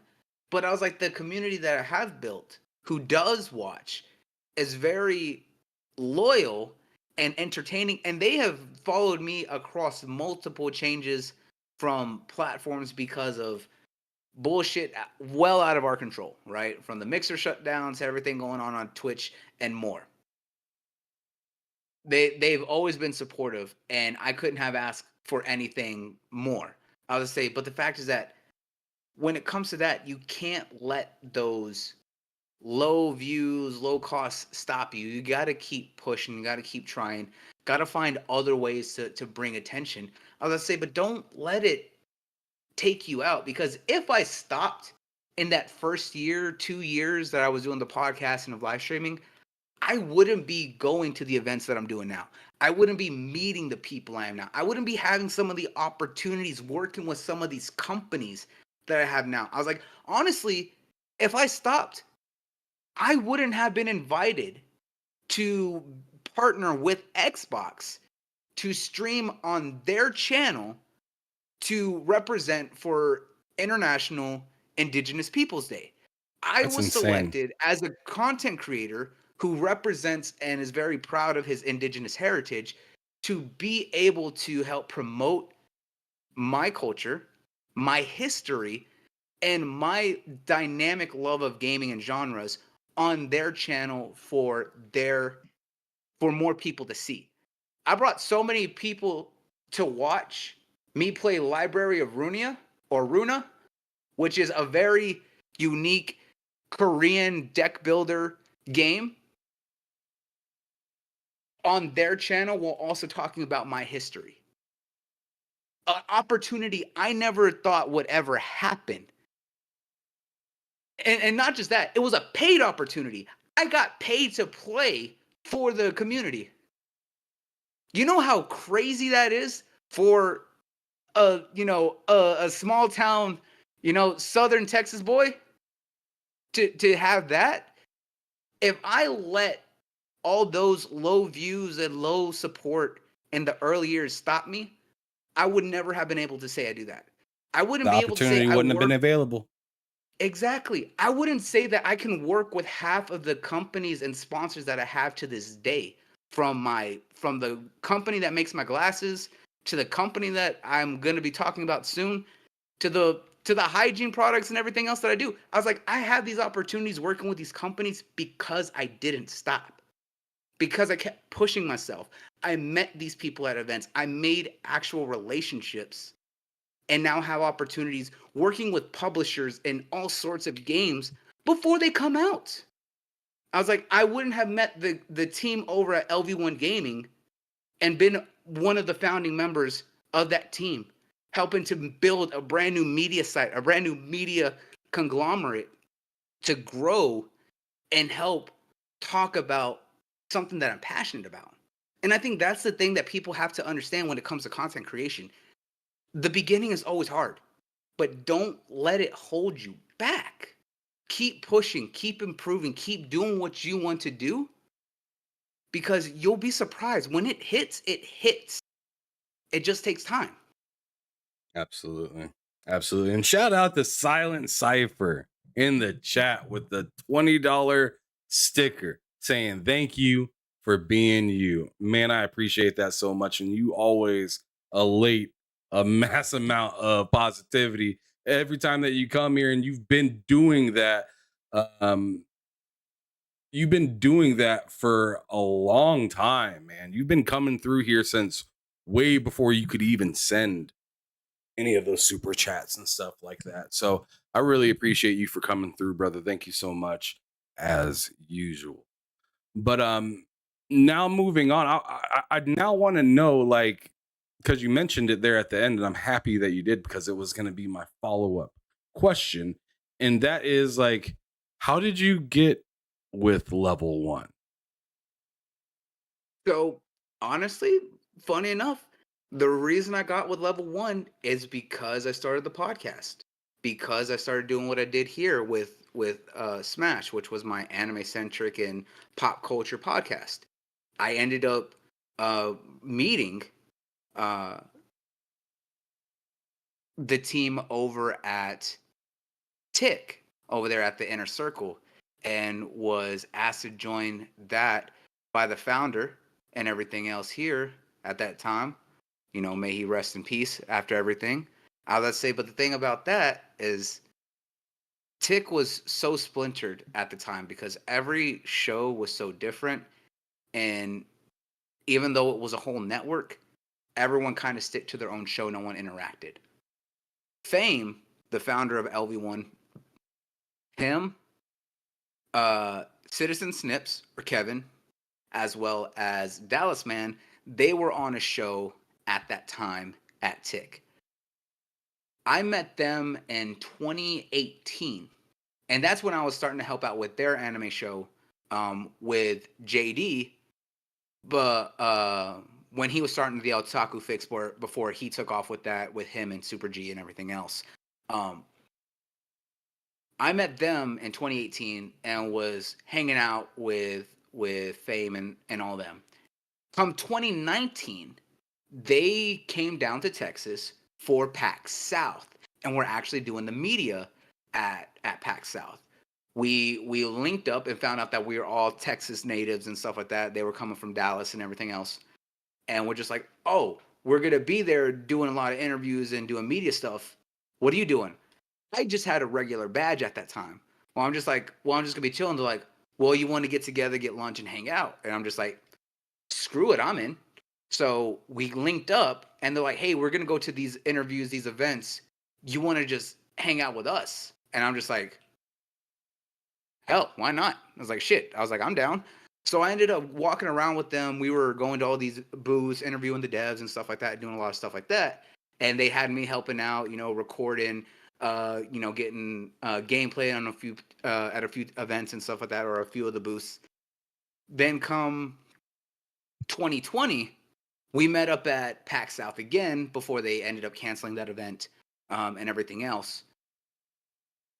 And shortly after that event, Fame and Dallas and Snips, they met Baron and Hugger, and they actually started talking about wanting to do their own site and kind of start building their own brand, where that's kind of what their plan was. Well, come July or June, probably summer about 2020, I'm talking with Fame, and I saw that they had started the brand. And I'm just like, dude, I'm so happy for you. I was like, I know the work that you've done and everything else. And Fame says to me at that time, because this is when I was really starting to hit my stride as a streamer and everything else. He's like, bro, he's like, I'm so glad that you saw that. He's like, because we wanted to approach you about this, but he's like, I seen you've been doing all your own stuff. He's like, and I didn't want to like interrupt on that. I'm just like, man, I was like, you family. I was like, if you need anything, I'm there. He's like, well, he's like, we wanted to talk to you about being a part of our team. He's like, you've been with us down there getting dirty on the ground, interviewing, gaming, doing all the stuff. He's there. It's like, I want you to be one of our editors. He's like, I want you to be one of the writers. He's like, I want you to work directly with us and be a part of this. And at the time, they only had like 6 or 7 people on the team. He wanted me to be one of their founding members on the team early on. Not one of the founders, but you know, one of the early parts of the team. But he said that he was wanting me to be a part of it from the beginning, but he just didn't want to interrupt me from doing all this stuff. And I'm just like, dude, you don't have to be afraid to talk to me. I was like, I'm the least person to ever be afraid to ask anything. I was like, if I can do it, I'm gonna tell you I'm gonna do it. If I can't, I'm gonna tell you I can't. But when he told me that, I was like, you know what? I was like, I'm all in. I was like, you know, you family, I'll help out anyway. And ever since then, I've just been kind of rocking it with them, and we've gone and represented the brand, had so many opportunities, and now I'm helping out with them as their marketing director and everything else, still acting as one of their writers and editors and everything. But the work that I do with them, couldn't see myself doing it with anyone else. That's phenomenal. That's a very organic growth of you guys. Organic growth. Oh my goodness. Anyways, fantastic, nice little story though. But I want you to tie that end with a bow by just shouting out some people that helped you get to where you've gotten, all the way from early days of gaming to now. Go on ahead. True. To tie it all off, I was like, obviously, I have to give love to my LV1 family. I was like, you know, to Fame and Dallas and Baron and all of them over there. I was like, they've been supportive, whether I'm doing stuff for the site or not. I was like, they always are there for me. They're always there, and I couldn't do without a lot of their words of encouragement at many times. Obviously, I have to shout out my big brother Lemon. I was like, Lem is the one who guided me and still guides me to this day for what it comes to looking at stuff for tech, looking for stuff for software, improving my quality, improving what I do. I was like, he was the one that inspired me, because everyone at the time when I first started the podcast years ago, everyone was just using Google Hangouts. Then I had the idea to do Discord, started doing more unique overlays and stuff like that, and kind of talk with him. He was the one who told me, he's like, well, if you're going to do that, try this, shoot out of this. He's like, use that. He's the one who gave me advice and helped me when I was building my PC and everything else. And even now, he still gives me advice when it comes to when I'm like, hey, what do you think about this? What do you think about this here? He always supports no matter what, whether it's words, advice, or anything else. I was like, that man has been a part of everything. Yeah. Other people who I have to give a shout out to, I was like, K Mega and 100. I was like, they invited me back on, way back in the day on GRG, and had me a part of that show. They were one of the first people that heard me in a party chat on Xbox and were just like, you want to come out here? You want to come talk with us? I'm just like, okay. I was awkward as hell with it, but without them inviting me onto the show, I don't know what I would have done, because that's what kind of got this all started. So them giving me a chance all those years back is what really helped to push me out there. Of course, I got to shout out the folks over at Iron Lord, podcast. Got to shout out Cognito and David. They've offered me advice. They've been real supportive. They've helped guide me to be better in certain cases. They've checked me when I need to be checked. But you know, they've been absolute awesome dudes. Um, Another one that I really got a shout out to, she doesn't really stream anymore, but she was one of the people who really pushed me to do it all those years ago. And her name is Sweetheart TV. I've actually known that woman far longer than I was streaming because of the fact that we actually worked together way back in like 2016. We were working together for about 3 years when she started streaming back on Mixer way back in the day and was partnered super fast. She wanted me to start streaming and do it too. And that's actually what started getting me down that whole live streaming content creation even more so. And she was probably one of my biggest supporters. I was like, she's a close friend. I still talk to her every now and then, but she was the one who really told me to just basically just don't even think about it. Don't treat it as something that you do like once a week or anything else like that. Cause I was doing it so sporadically. It was just like whenever I had free time, she's like, if you're gonna do it, jump in. It's like, just go for it. And I'm just like, all right, why not? So because of her, she helped me to find a love and hobby that I didn't know that I even had, with entertaining people with stupid shenanigans. There you So go. I have to give a lot of love and support to her for kind of talking to me early on and telling me to just kind of just jump into it. And then pretty much just everyone that I've met over the years, I was like, there's so many different creators of all sizes, of all types that have offered advice, have become friends and stuff like that. That can't name them all, but every interaction, no matter how small, has an impact. You know. And naming them all would be insane. I just wanted you to name some. Exactly. Just name some that you wanted to give some respect to, or else we're gonna be here all night into the weekend. God damn. Exactly. But And of course, I think the one that matters the most is wouldn't do anything that I do now without my partner, without Akumu. All right. I was like, she's mm, my biggest cheerleader. She's my biggest cheerleader. I was like, she always supports me, whether that's making fun of me or anything like that. I was like, she's pushed me the past 3 years. So one, have a healthier schedule when I was doing it, and stuff like that. But also still guided me, offered me a lot of advice with her background in PR and stuff like that. And of course, I give it right back to her because if I don't get onto her, she's not going to do something herself.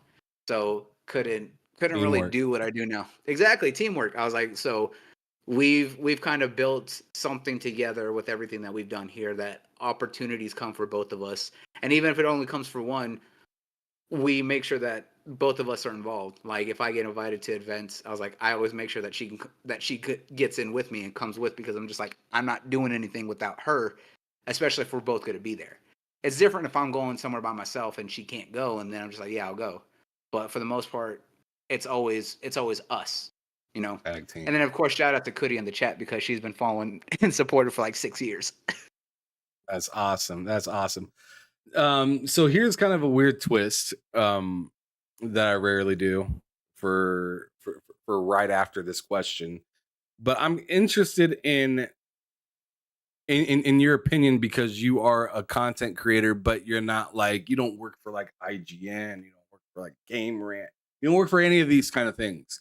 Um, I'm interested to hear what a person like you thinks of the media that we have today versus us YouTubers that are trying to make media for ourselves.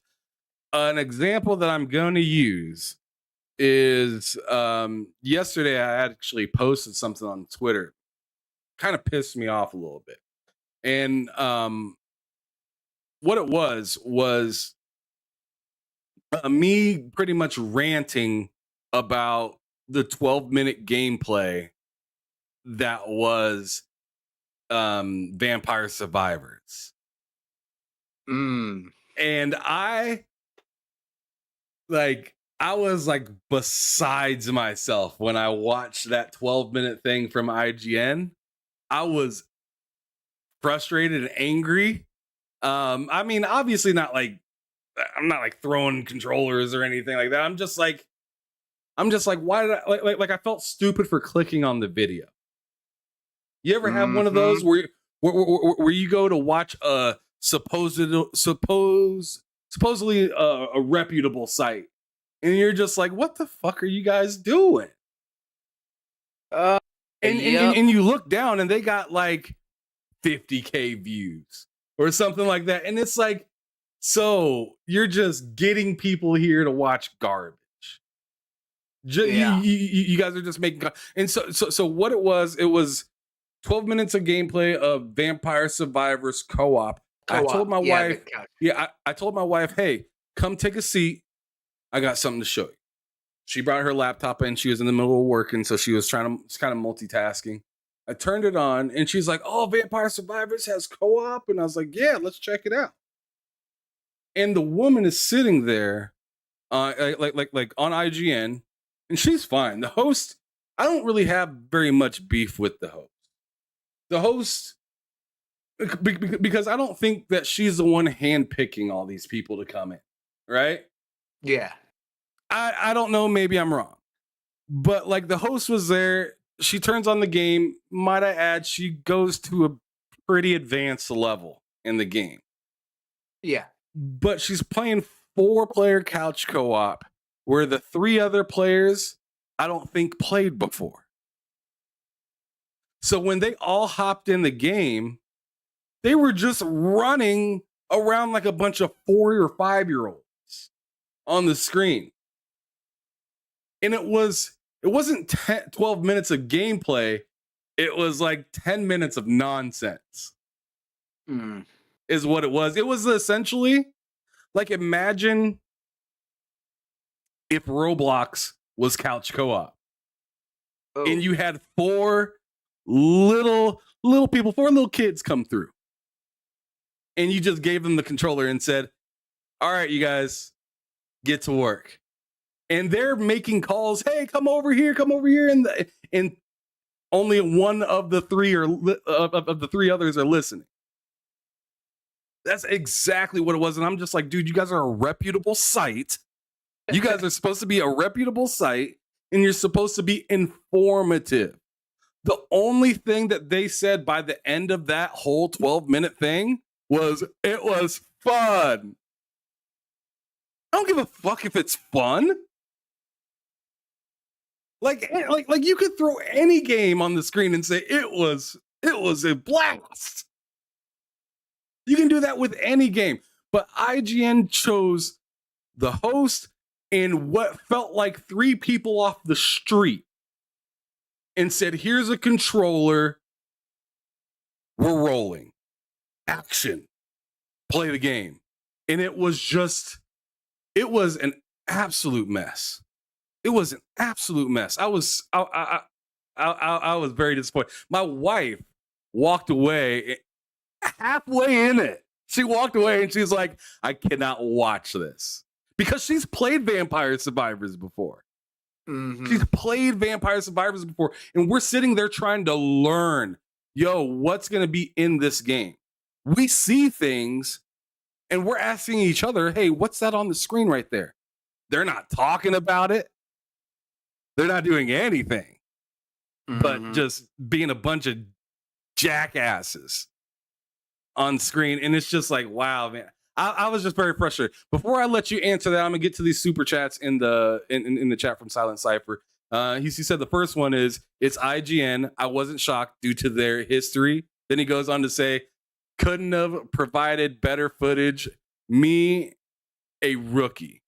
Right. And then and then the last one he says is, "Can't wait to see Loke try to defend it tomorrow." Oh my god! Because my brother Loke, I'm not sure if he podcasted with him or whatnot. He lives in Mozambique, Africa, but he works for IGN Africa.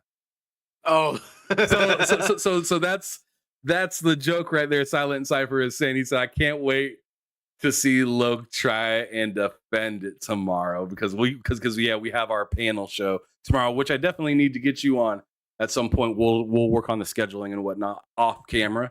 But yeah, man, how do you feel when you see the types of stuff that I'm describing, or let me even take it a step further? Sometimes like people let their they claim to be neutral and let their fanboy fly on accident. It seems like when something doesn't go their way. I think when it comes to media, there, I I get frustrated with the neutrality, but the people who let their fanboy fly because half the time when they do it, it's it's the lack of transparency and professionalism about it. It's different if you are very open about the fact that you have a preference, but you still treat everything very professional and neutral when you go into it. Like I tell everyone, I have no problem saying that I am an Xbox person. I'm very much a dedicated Xbox fan. I was like, I've been rocking with it since 2008 and I'm not going anywhere, right? And I have a PlayStation. I grew up on PlayStation, but the issue that I have with it is that as a company and business wise, I don't like what PlayStation and Sony does. When it comes to their games and their studios, I love the work that their studios do. I was Oh like yeah. from Sony Santa Monica with their God of War remake. I was like, I have iffy feelings about Last of Us, but I'm not gonna deny that it's well done story wise. Gameplay I can say it could be better. I really like Horizon. I love the Infamous games. Naughty Dog is or Insomniac and Sucker Punch are phenomenal, right? I wish Sucker Punch could do more. I wish they would go back to Infamous. Don't get me wrong, I love Ghost of Tsushima. I love their studios, but doesn't mean that I like the company. I was like, and PlayStation as a product, I have issues with. I was like, I don't like their controllers. I was like, It's DualSense, just like, I bro, it's just like Apple. It's like, yo, I don't like your platform, but you got some dope apps over there. they do. I was like, but I also worked for Apple. I've worked for Apple like outright. I know what kind of business practices that they do. I know their whole repair scheme and everything else. They are a shit company. I was like, I hate the fact that they have a locked ecosystem, but I'm not going to deny that everything works together really well. I was like, I'm not going to lie that some of the specific apps that they have on their ecosystem aren't great. I was like, they are, but as a company themselves and as a product, I don't like it. I hate it. But that's the thing is I'm very transparent about my preferences. But when I go into something, I still treat it very fair. I was like, I've played games on the PlayStation. I was like, right? I've reviewed games on the PlayStation. Some of those games are great. Just because I may not like the control, I may not like the product, I may not like the company, doesn't mean that I don't go into it fairly and objectively when it comes into that. Yeah, it doesn't When mean it you're an comes idiot.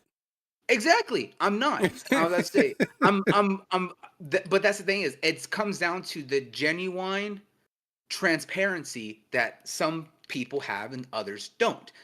When it comes to the gameplay coming from reputable media outlets and stuff like that, some of it can be very frustrating because the fact that what we do is we ask who's interested in a certain game or who likes a certain genre because we want to make sure that we can get someone who will be fair enough or informed enough about that game or genre to cover it. I get it, especially when you start getting larger and you're swamped. It's hard to keep everyone informed into everything or have someone who's able to do into that.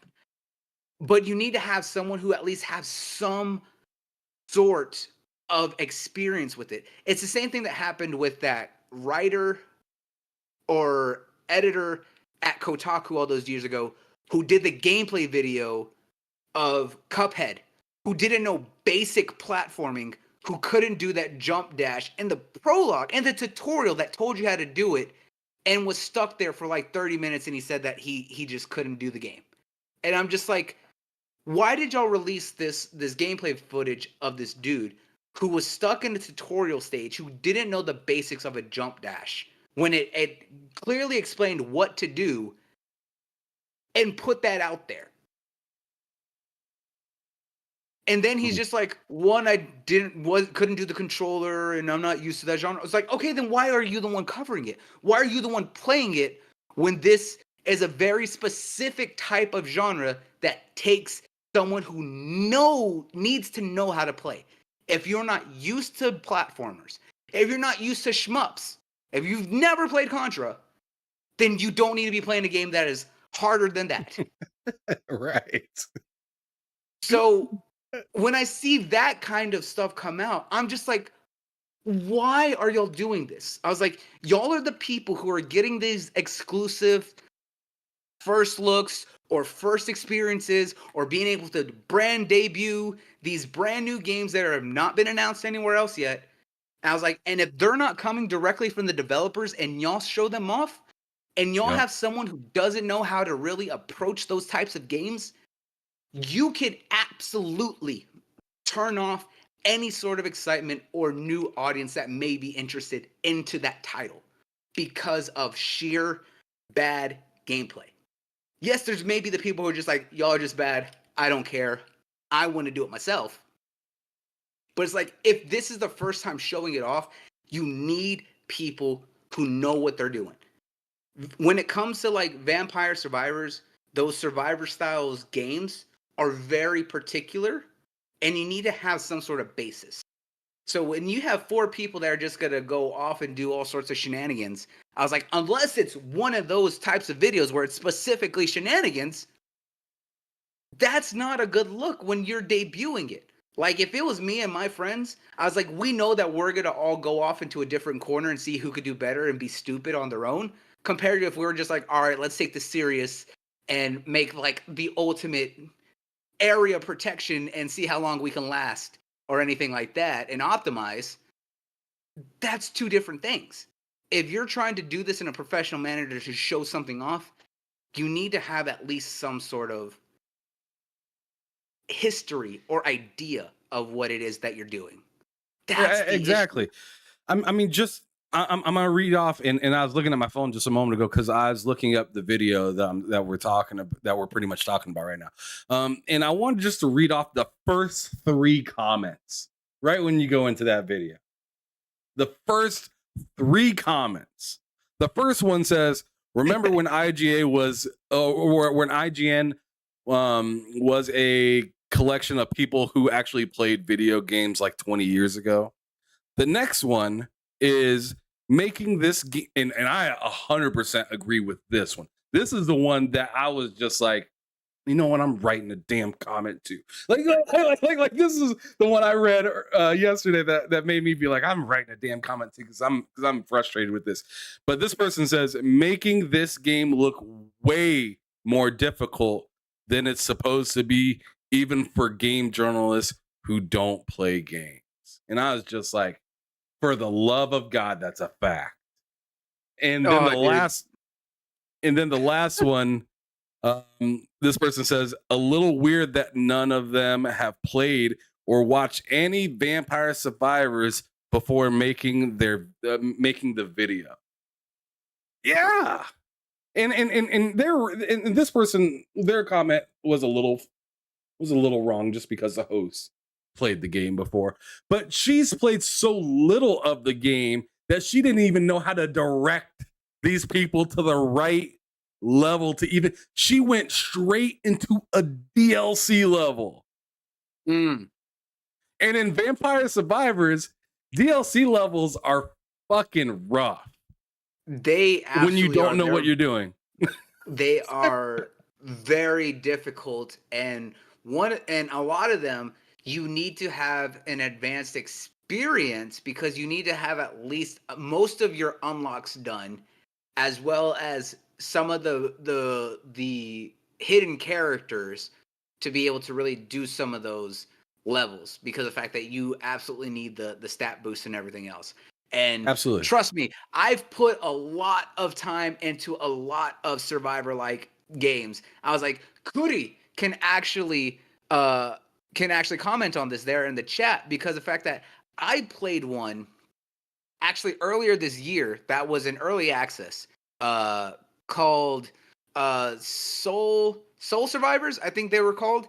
And their approach to that style is very different, because the fact that instead of the characters just kind of being whatever, just starting with different powers, but you can still build them out the same way, is that they actually have classes, and that it's actually momentum based, is that you actually can control the weapons.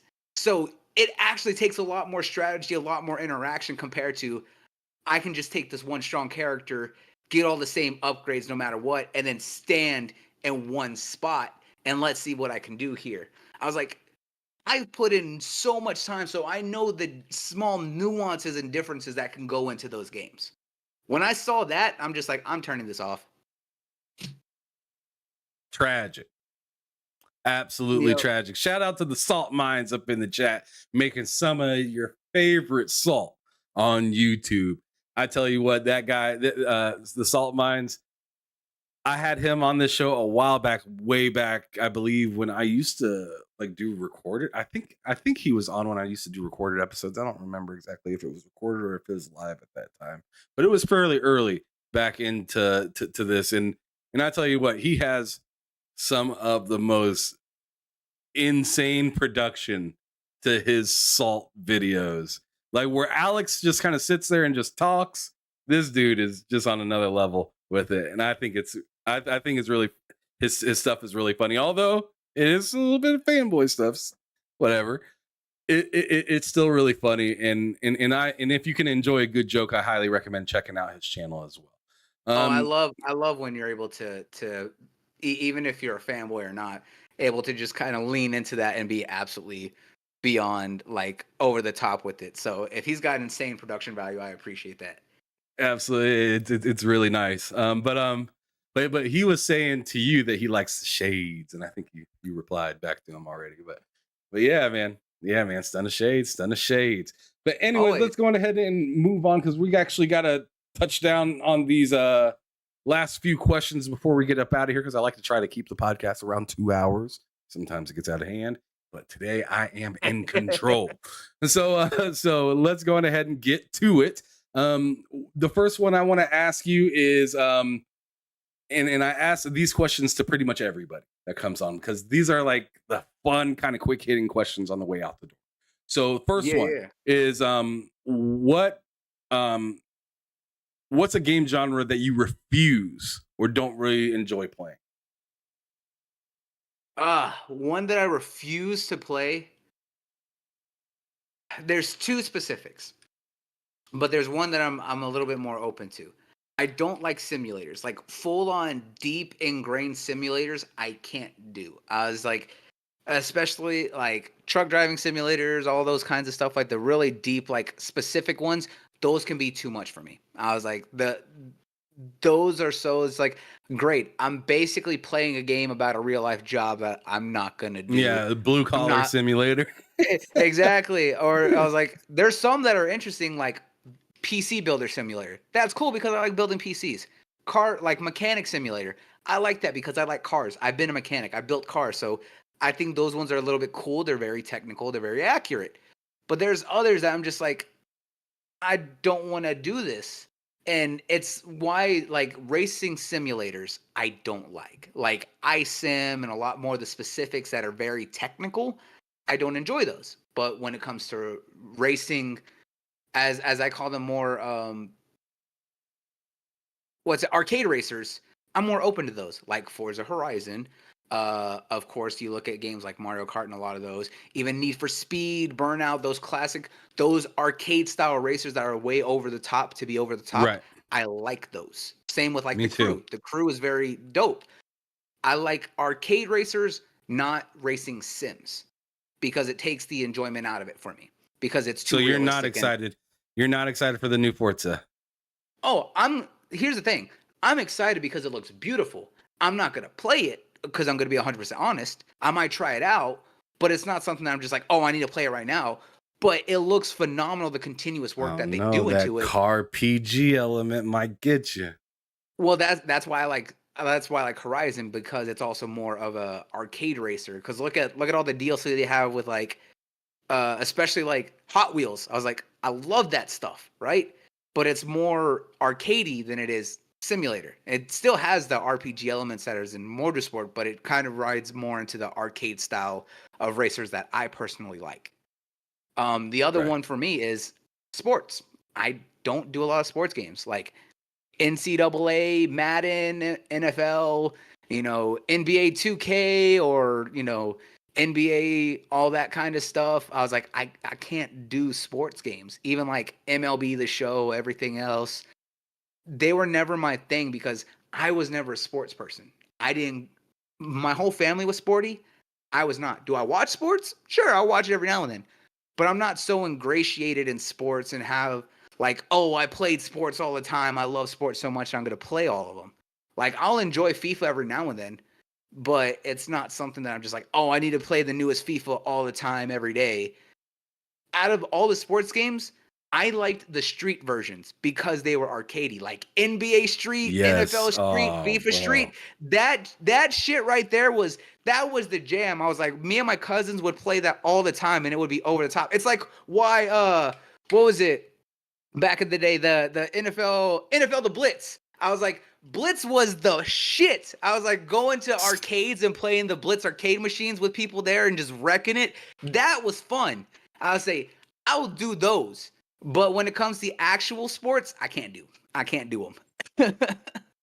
I 100% understand that, and I'm into simulation, but arcade too. Like I like both of them, but I can see why some people aren't so much into simulation because it's a lot more like work than it is fun sometimes, especially when you're doing like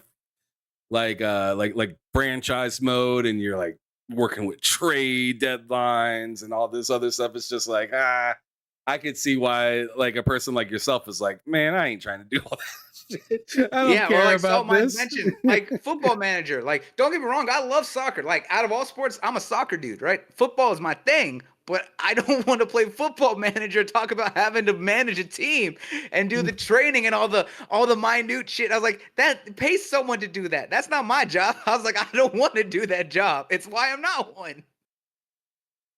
Damn, Dusty in the chat said farming simulator can die a slow death. Disrespectful. All right. All right, next one. I'm interested in what is the best 3 games that you've played within the last year, whether they came out this year or not. So this The could be an last old ass game that you're like, yo, I missed this and it slaps.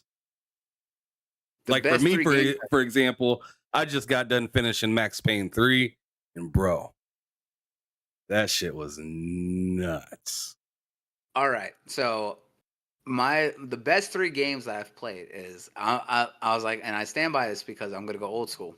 One, like I said before, Gears 3 for many sentimental reasons, but because that story absolutely broke me. I was like, I always loved Dom, right? Dom was my character whenever I would play the co-op. That was me in our group. I was the dominant. So seeing what happened in 3 destroyed me when they played out his story. Metal Gear Solid 3 is also very important because I've always had a deep love of the Metal Gear Solid series, and like I said, that one was the first one I beat on my own. Still holds up to this day. Love it. Excited for the Delta remake, right? The third game is a one that absolutely impacted me because of its social commentary, its ideology and philosophical meanings, and it made me think for the first time really what gaming could do, and that was BioShock. Because Oh wow. Andrew Ryan's philosophy of being able to advance science and technology without the constraints of social constructs was very polarizing but very interesting, and especially when you talk about the bonds and chains of society and how that they were trying to say that when you break your chains you would be able to break away from what society considers acceptable, which is why I absolutely loved the That's twist at brilliant. the end, and of course, and of course, what Andrew Ryan's main phrase: "A man chooses, a slave obeys." And I mean, I wouldn't say that the game didn't have an impact on me if I didn't have it tattooed right there on my wrists. God damn. I was like, Damn. I'm very open about that here. So that was a game that absolutely impacted me and really made me think for the first time. That's that's tough right there. That's real tough. God damn. I didn't expect all that to come from that basic question right there. But Right? you did it. You did it. All right. Well, maybe this one I might hear a similar answer, or you might hit me off the wall with something random. But I want you to tell me what your favorite studio is and what game best represents that studio. My favorite studio, man, that's kind of hard because I have a lot of favorites. I was like, just absolutely. I mean, I've been talking about Gears the whole time, so I can't keep going back to the coalition. I gotta give it to someone else here. Let me make the question even more defined for you. You are coming out with a console to compete versus PlayStation, Xbox, and Nintendo. And you have one come to my side card. Who are you giving it to? Whether it's one of them platform holders or a third party publisher or, third party developer or whatnot. Who are you giving this come to my place now and make a game? I don't care if it's the coalition. Right? Let's just be honest. So I'm really gonna pull this one out there for our fans who've been waiting for it for years. It's like I'm hitting up Sega, I'm going to Overworks, and I'm gonna tell them, listen, brand new Skies of Arcadia right now. Let's go. That's something I didn't expect at all. God Skies of damn. Arcadia is probably one of the best JRPGs that has been long since dormant for far too long. It's the same as Legend of Dragoon. So, if I had to bring out something brand new, something that was absolutely phenomenal that has to really stand out, it was like Overworks and Sky of Arcadia. Damn, that's interesting because you may have just answered half of another question that's going to be coming on later, but we'll get to that. So you said Sega and Skies of Arcadia for that one. Okay. The next one is what game that's coming out in the future in general, not in a month, not next year, not in 2 years, just in the future. Are you looking forward to the most? That is Might I add, absolutely this game must have been announced. See that's hard, right? Because I have a list of 5 games that I'm coming out that I'm beyond hyped for. I was like, 3 of them are all first party games for Xbox. That damn fire alarm. My bad, everybody. I can't even really hear it. Like I Oh, heard it kick on. I hear just the high pitch part of it. Damn. yeah, I was say we have a fire alarm here that basically, if there's even steam coming off the stovetop, it goes off. So it's just like you can't do nothing without it going off. No, so I have 5 games, What a right? Kumu over there cooking. No, hey, she's a good cook. It's our roommate. Oh shit. Okay. Shout out to So you for protecting the lady right there. He's like, get off of that. No, it ain't. It ain't exactly, her. she didn't do nothing. So like I said, I have 5 games. One of them is Fable because Fable was one of the game was actually the game that got me into the Xbox ecosystem before right next to Knights of the Old Republic on the OG and before I really jumped in on the 360 with Gears of War. I was like, Fable was that game because I love the hero system, I love the good and bad morality. I thought it was really awesome. Same as when KOTOR had it too for the Jedi aspect. The second one is I'm looking forward to Clockwork Revolution because I love steampunk.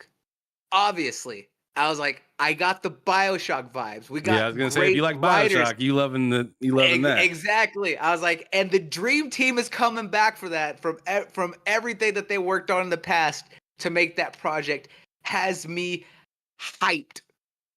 The third one They're is very South of Midnight. confident too. They're Oh very yeah, confident without a too doubt. in I was that like, style. their pedigree and the games that they've worked on and left every time always stand out. So the fact that they're all back together again working on this, I'm just like, yes.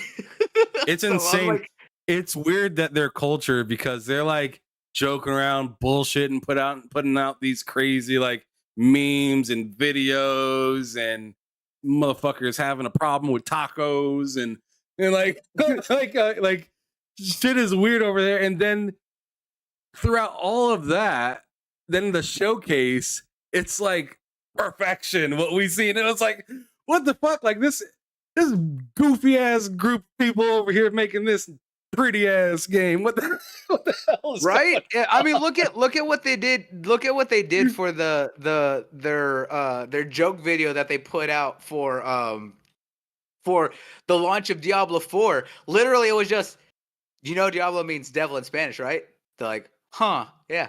Diablo means devil in Spanish. Just that for like 2.5 minutes straight of just sheer like LSD trip of just bullshit. And I'm just like, these guys, I fucking love them. I would say, and then you see the things that they're working on. Is like In Exile is beyond phenomenal with everything that they've worked on. I was like, so Clockwork Revolution has me excited. I was like, I mean, Bard's Tale, The Torment, Tides of Numenera, and then of course Wasteland and everything else that they've done. They're phenomenal when it comes to RPGs.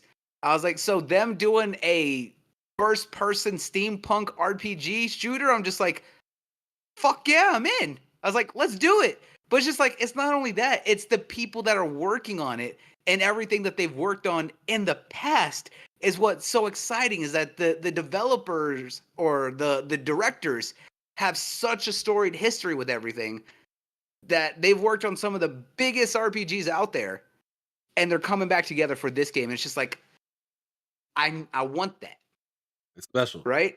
It is absolutely special. The third game that I'm looking forward to is South of Midnight, because Compulsion absolutely I loved what they did with We Happy Few. But when I watched that trailer and saw how they captured that southern Louisiana Bayou Voodoo vibe just perfect, I was Raging sold. Cajuns.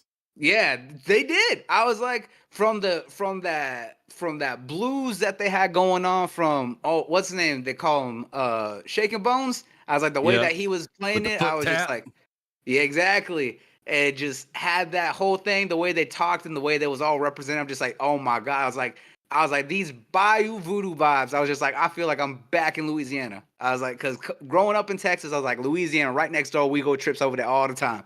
So it was like beautiful to see that.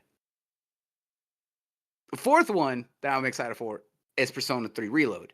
Because again, Oh, everyone knows I'm a yes. Japanese enthusiast. I was I'm like, actually Persona excited for that 3 too. is absolutely amazing. I was like, the fact that they're remaking this one to be very more accessible, similar to what they had in No more 5, point and with a lot click. of new. Yeah, I was like, it's a lot more.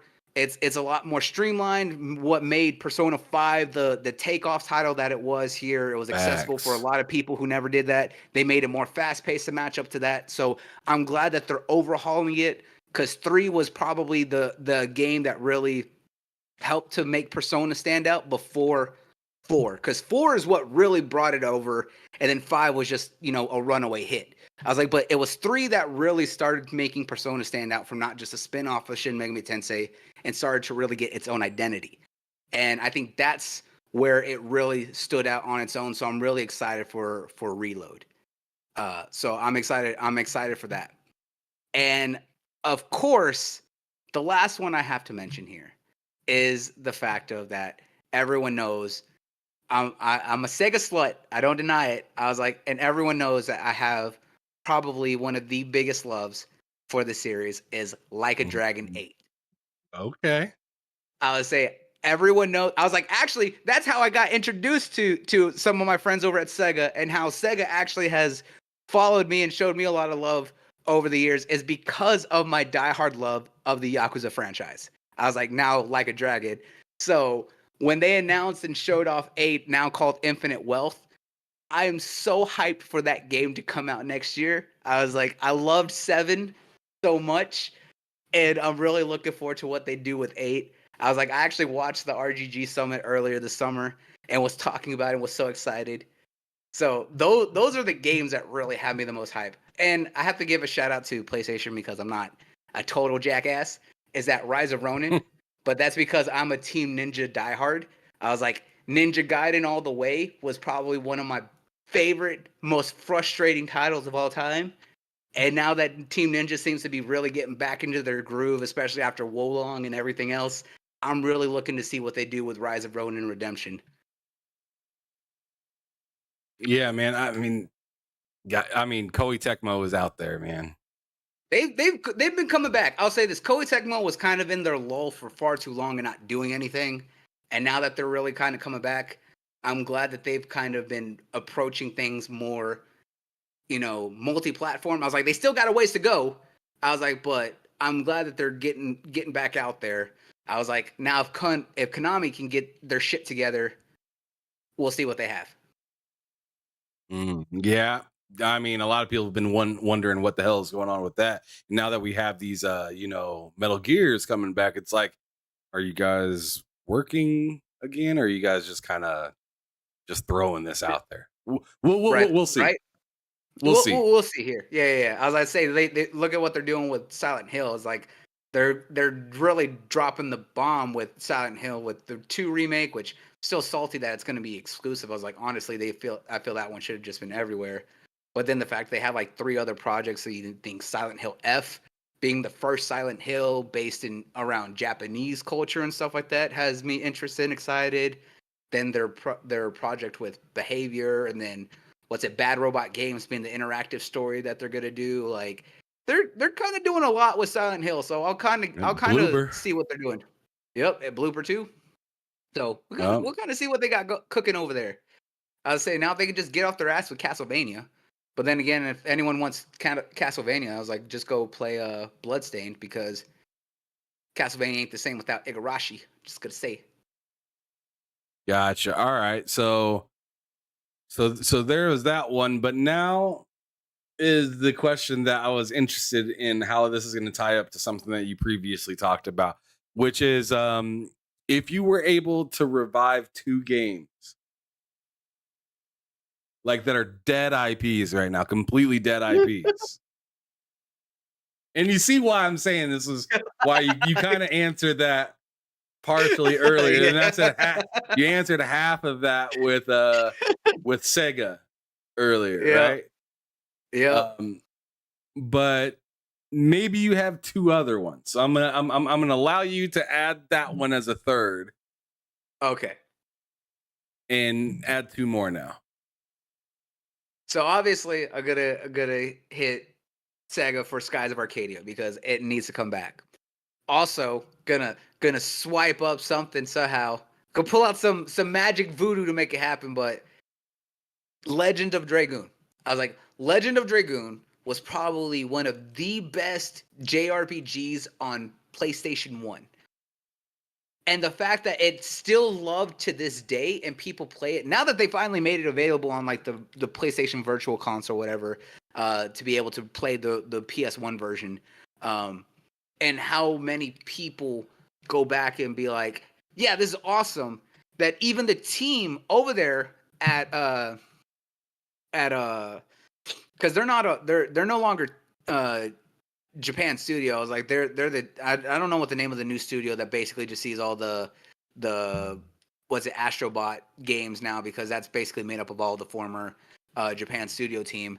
Yeah, and They Japan they've Studios even is shut said, down. yeah, exactly. And I was like, and they had some of the best titles that were out there from like Team Ico and everything else that they had with like all those games, from Ico, and then of course Shadow of the Colossus before, it was redone by what's it, Blue Point and everything else. But Legend of Dragoon is so loved today that even the director's just like, man, I wish that they had this, 2 decades ago, because he's like, then we could have done the sequel that we've always wanted to do. But the thing is, that's been long abandoned by Sony at this point. I was just like, they don't really aren't doing shit with it. I was like, they had so many great IPs from Japan Studio that they could have done. So those 2 RPGs absolutely deserve a comeback. Now for a third one, for the other one on what I would bring back, it's kind of hard.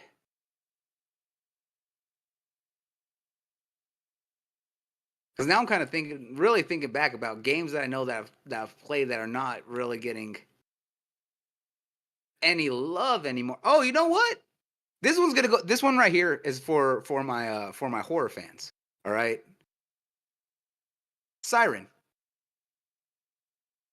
So for those who don't know about Siren, this was also another game that came from Japan Studio, which was very unique style of horror. Is that you had a group of main characters that were trying to survive in a Japanese village that was taken over by these evil spirits.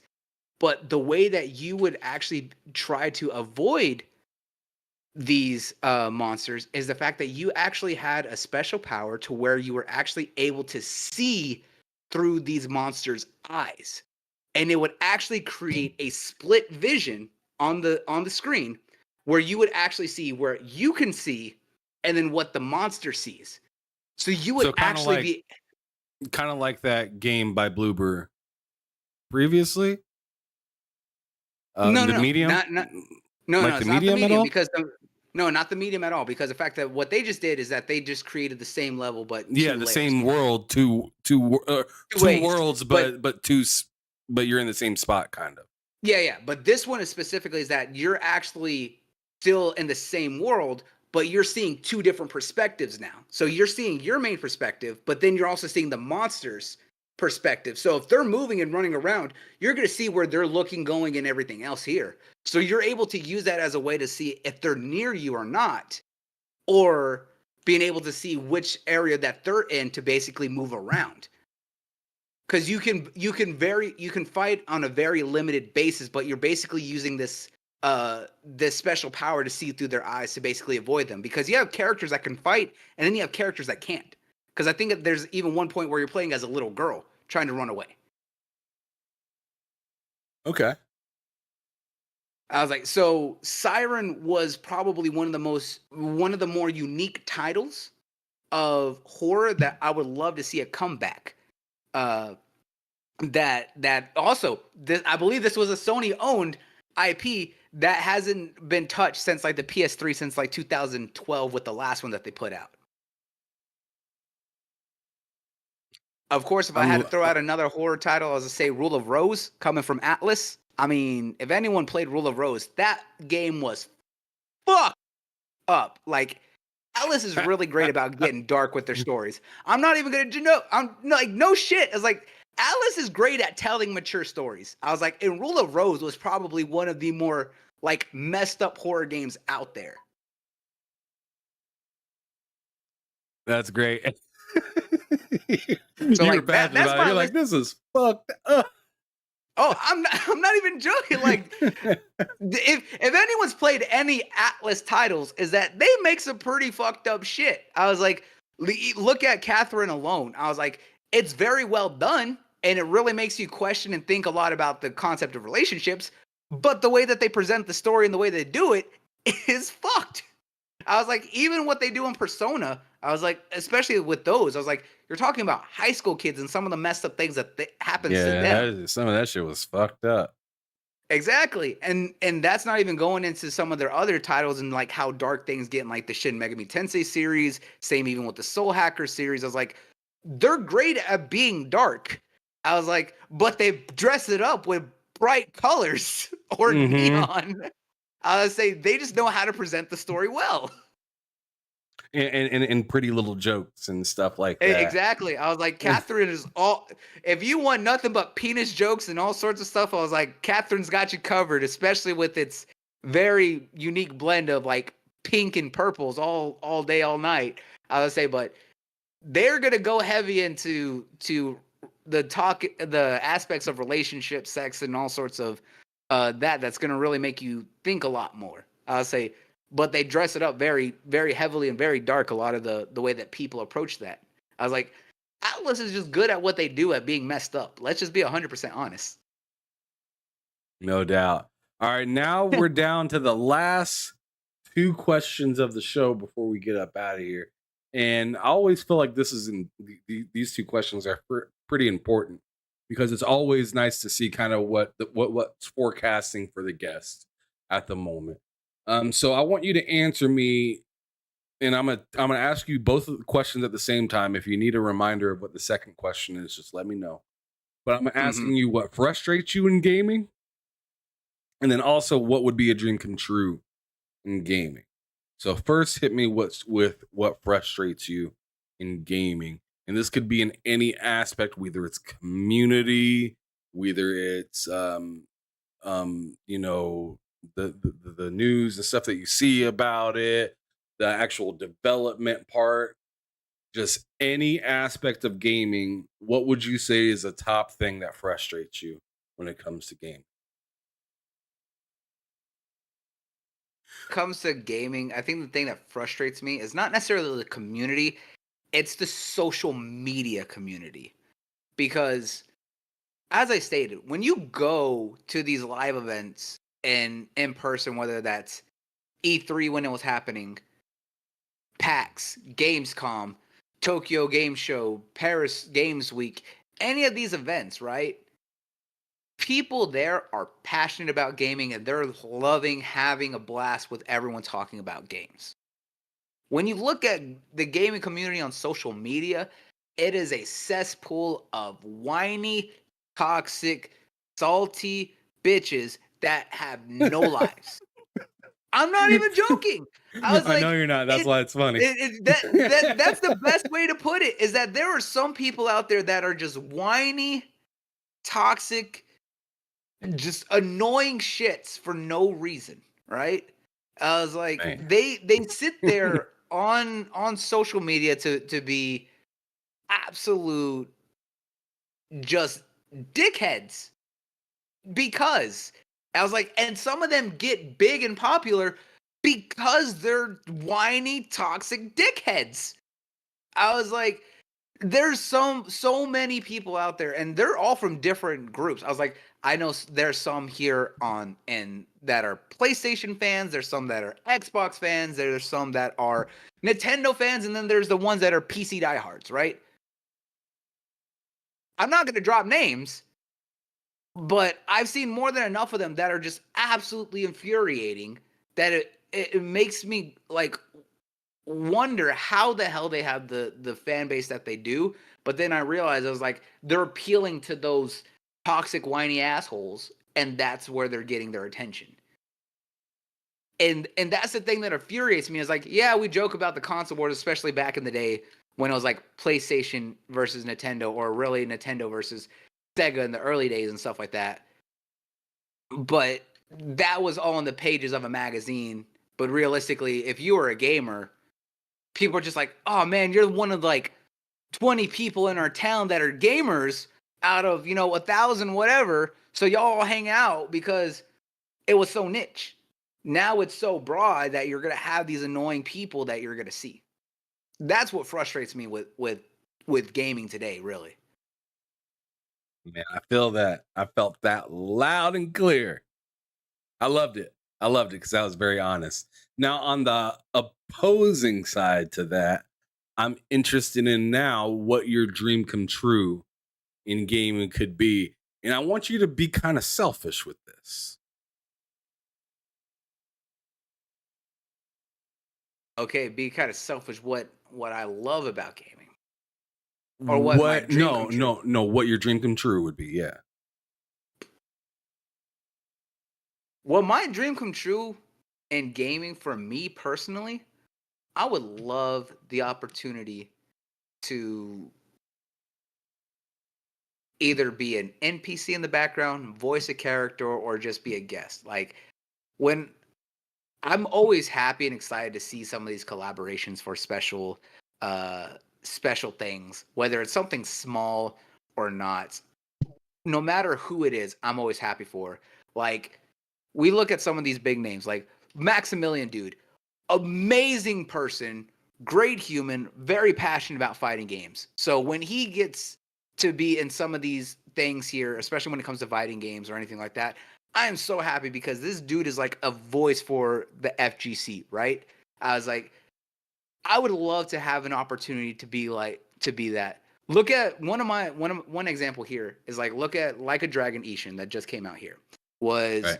an amazing Yakuza game here set as a period piece during the changing of the Edo period in Japan here, when it was going into more modern times, when it was really known as the end of the samurai era, right? When it was becoming more modernized, more things like that. Look at the special pack that they did here with a collaboration from a lot of creators. You had Alex Maluka, who's an amazing musician. I was like, if no one's listened to Alex Maluka, the music that he makes and how it doesn't matter what soundtrack it is from any game, the way he can make it sound so funky is great. I was like, Kenny Ortega being an absolute amazing wrestling fan here and a very well-known gamer, just like how, for those who don't follow him, like Xavier Woods from the New Day, I was like, him doing a lot of stuff. I was like, glad to see those. I was like, I would love the opportunity to be a guest in anything, voice a character in anything, or just have my likeness used as an NPC in the background, even if it's just one random text line that they give me. I was like, that would be a dream come true for me.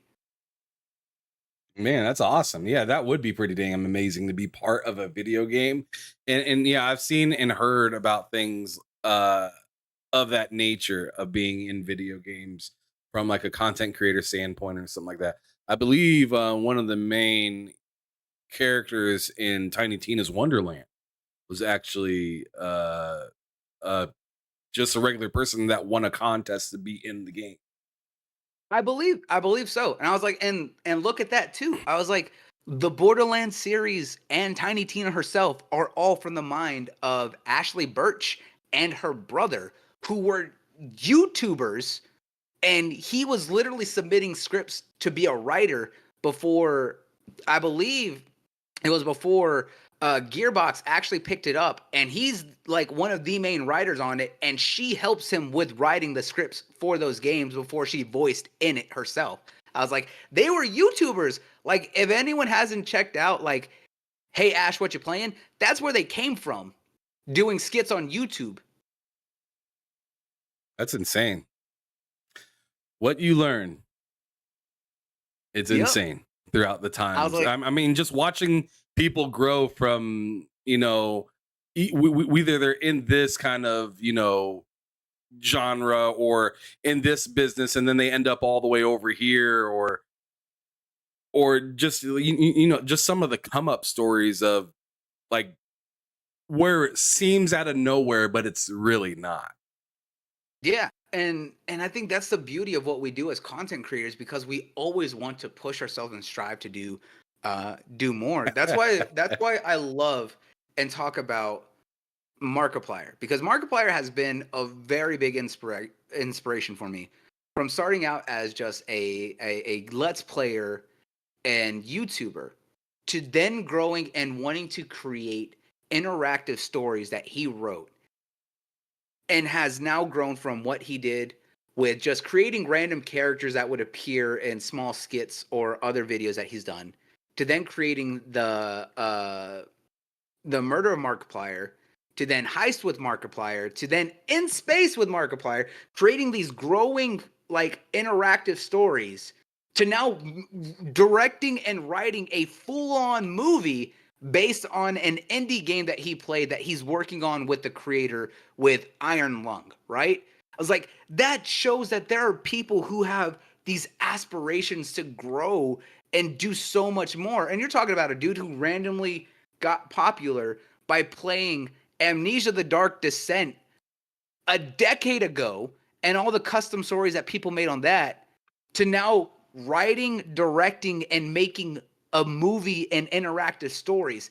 That's the possibility that we as creators can do, is that things are so different compared to what it was 20, 30 years ago, 40 years ago, and stuff like that. It's amazing to see the possibilities if you don't let your imagination be restricted. Like, I love what I do. I love playing games. I was like, but my community also knows I do voices. If there's games that have no voices in it and it's all text, I will create my own voices for the characters. I would love to do VO work. I would love to be a voice actor. That's one of my dreams. I was like, it's something that I'm working towards, because I want to bring characters to life. I want to entertain and give so much more depth to what I do. I don't want to just be one thing. I want to be so many, you know? And that's the beauty of what we as creators can do if we allow ourselves to grow. No doubt. What a wonderful way to close out this show. And shout out to Silent Cypher because he threw out another super chat, a $2 super chat saying, my appearance has been used many times. Agent 47, Mr. Hitman himself. My Oh, goodness. damn. Well, I tell you what, Bloody, it has been a phenomenal time here with you this evening. We've talked about an assortment of different things. We bounced from the past on to recent and I even went on into the future.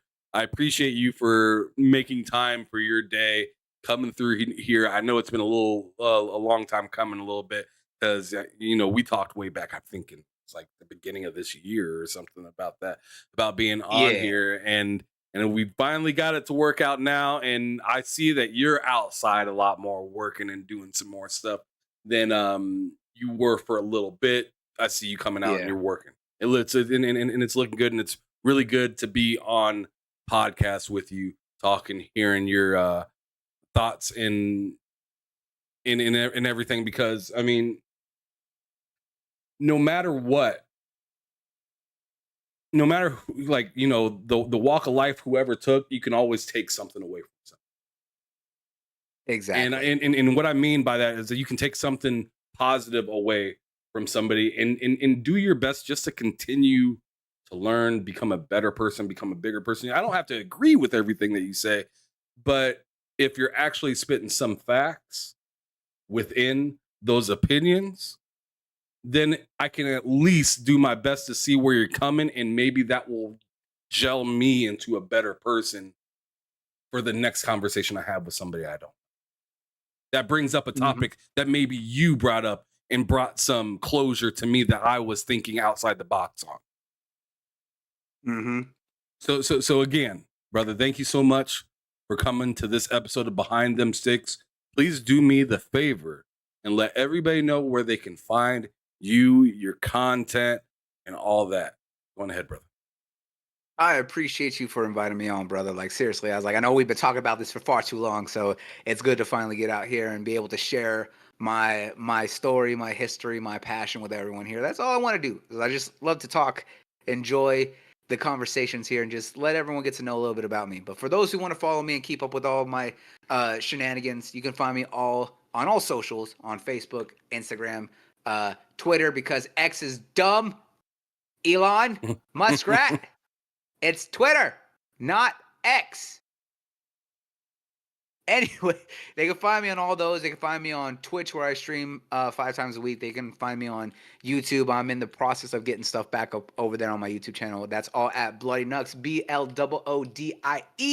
BLOODIEKNUX. So that way y'all know where to find up and keep up with me and all the shenanigans and stupid thoughts that I have in my brain that I post everywhere because I have to share whatever stupid thought comes to me. Same as Right. over on TikTok, they can find it here. Uh, they can just find all the things I do here. I was like, I post up everywhere. I talk. They can be able to keep up with all that here. And like I said, I stream 5 times a week, usually starting around 7 o'clock p.m. Central Standard Time, sometimes 8, and I go till roughly around for a couple hours there, playing all sorts of different stuff here. So if they want to see all my diverse gaming, they can always find it there live, and of course wherever I post it, and then all the passion that I share everywhere. So yeah, make sure y'all follow me if y'all want stupid thoughts 24/7. And if you didn't catch all that because he is talking like a freaking bullet train, you can Not catch his information in the description below. I have his Twitter there, and then I also I have the link and the at, and I also have his beacons down there as well. So you'll be able to see his Twitter as well as probably his like YouTube and all his other social medias all my that he socials wants linked people right to there. keep track of. So there you go. Thanks you guys so much for coming through. Last thing that I always have my guests do before they leave is to describe gaming with only 3 words. Gaming in only 3 words: Yes, sir. freedom and storytelling. Man, I love it when people say it so fast and it's like, oh man, perfect. Good job. That was awesome. Thank you everybody for coming through for today's show, Behind Them Sticks with your boy Ham Solo on the TSWS Gaming YouTube channel. It's been a pleasure being with you guys, whether you are here watching it live in the chat or watching it afterwards when we are offline. I appreciate all of you so much just for giving me a second of your time, hitting that thumbnail and arriving here. Don't forget, tomorrow we're going to be doing our regular show, Bullsitting, with me, Loke, Cozy Beluga, and Matt Likes Games with our special guest, Kay Asante. Should be an awesome episode. Make sure you guys pull up for that. That will be at 3 o'clock in the Lord's time, which is central. I stole that from K Meg.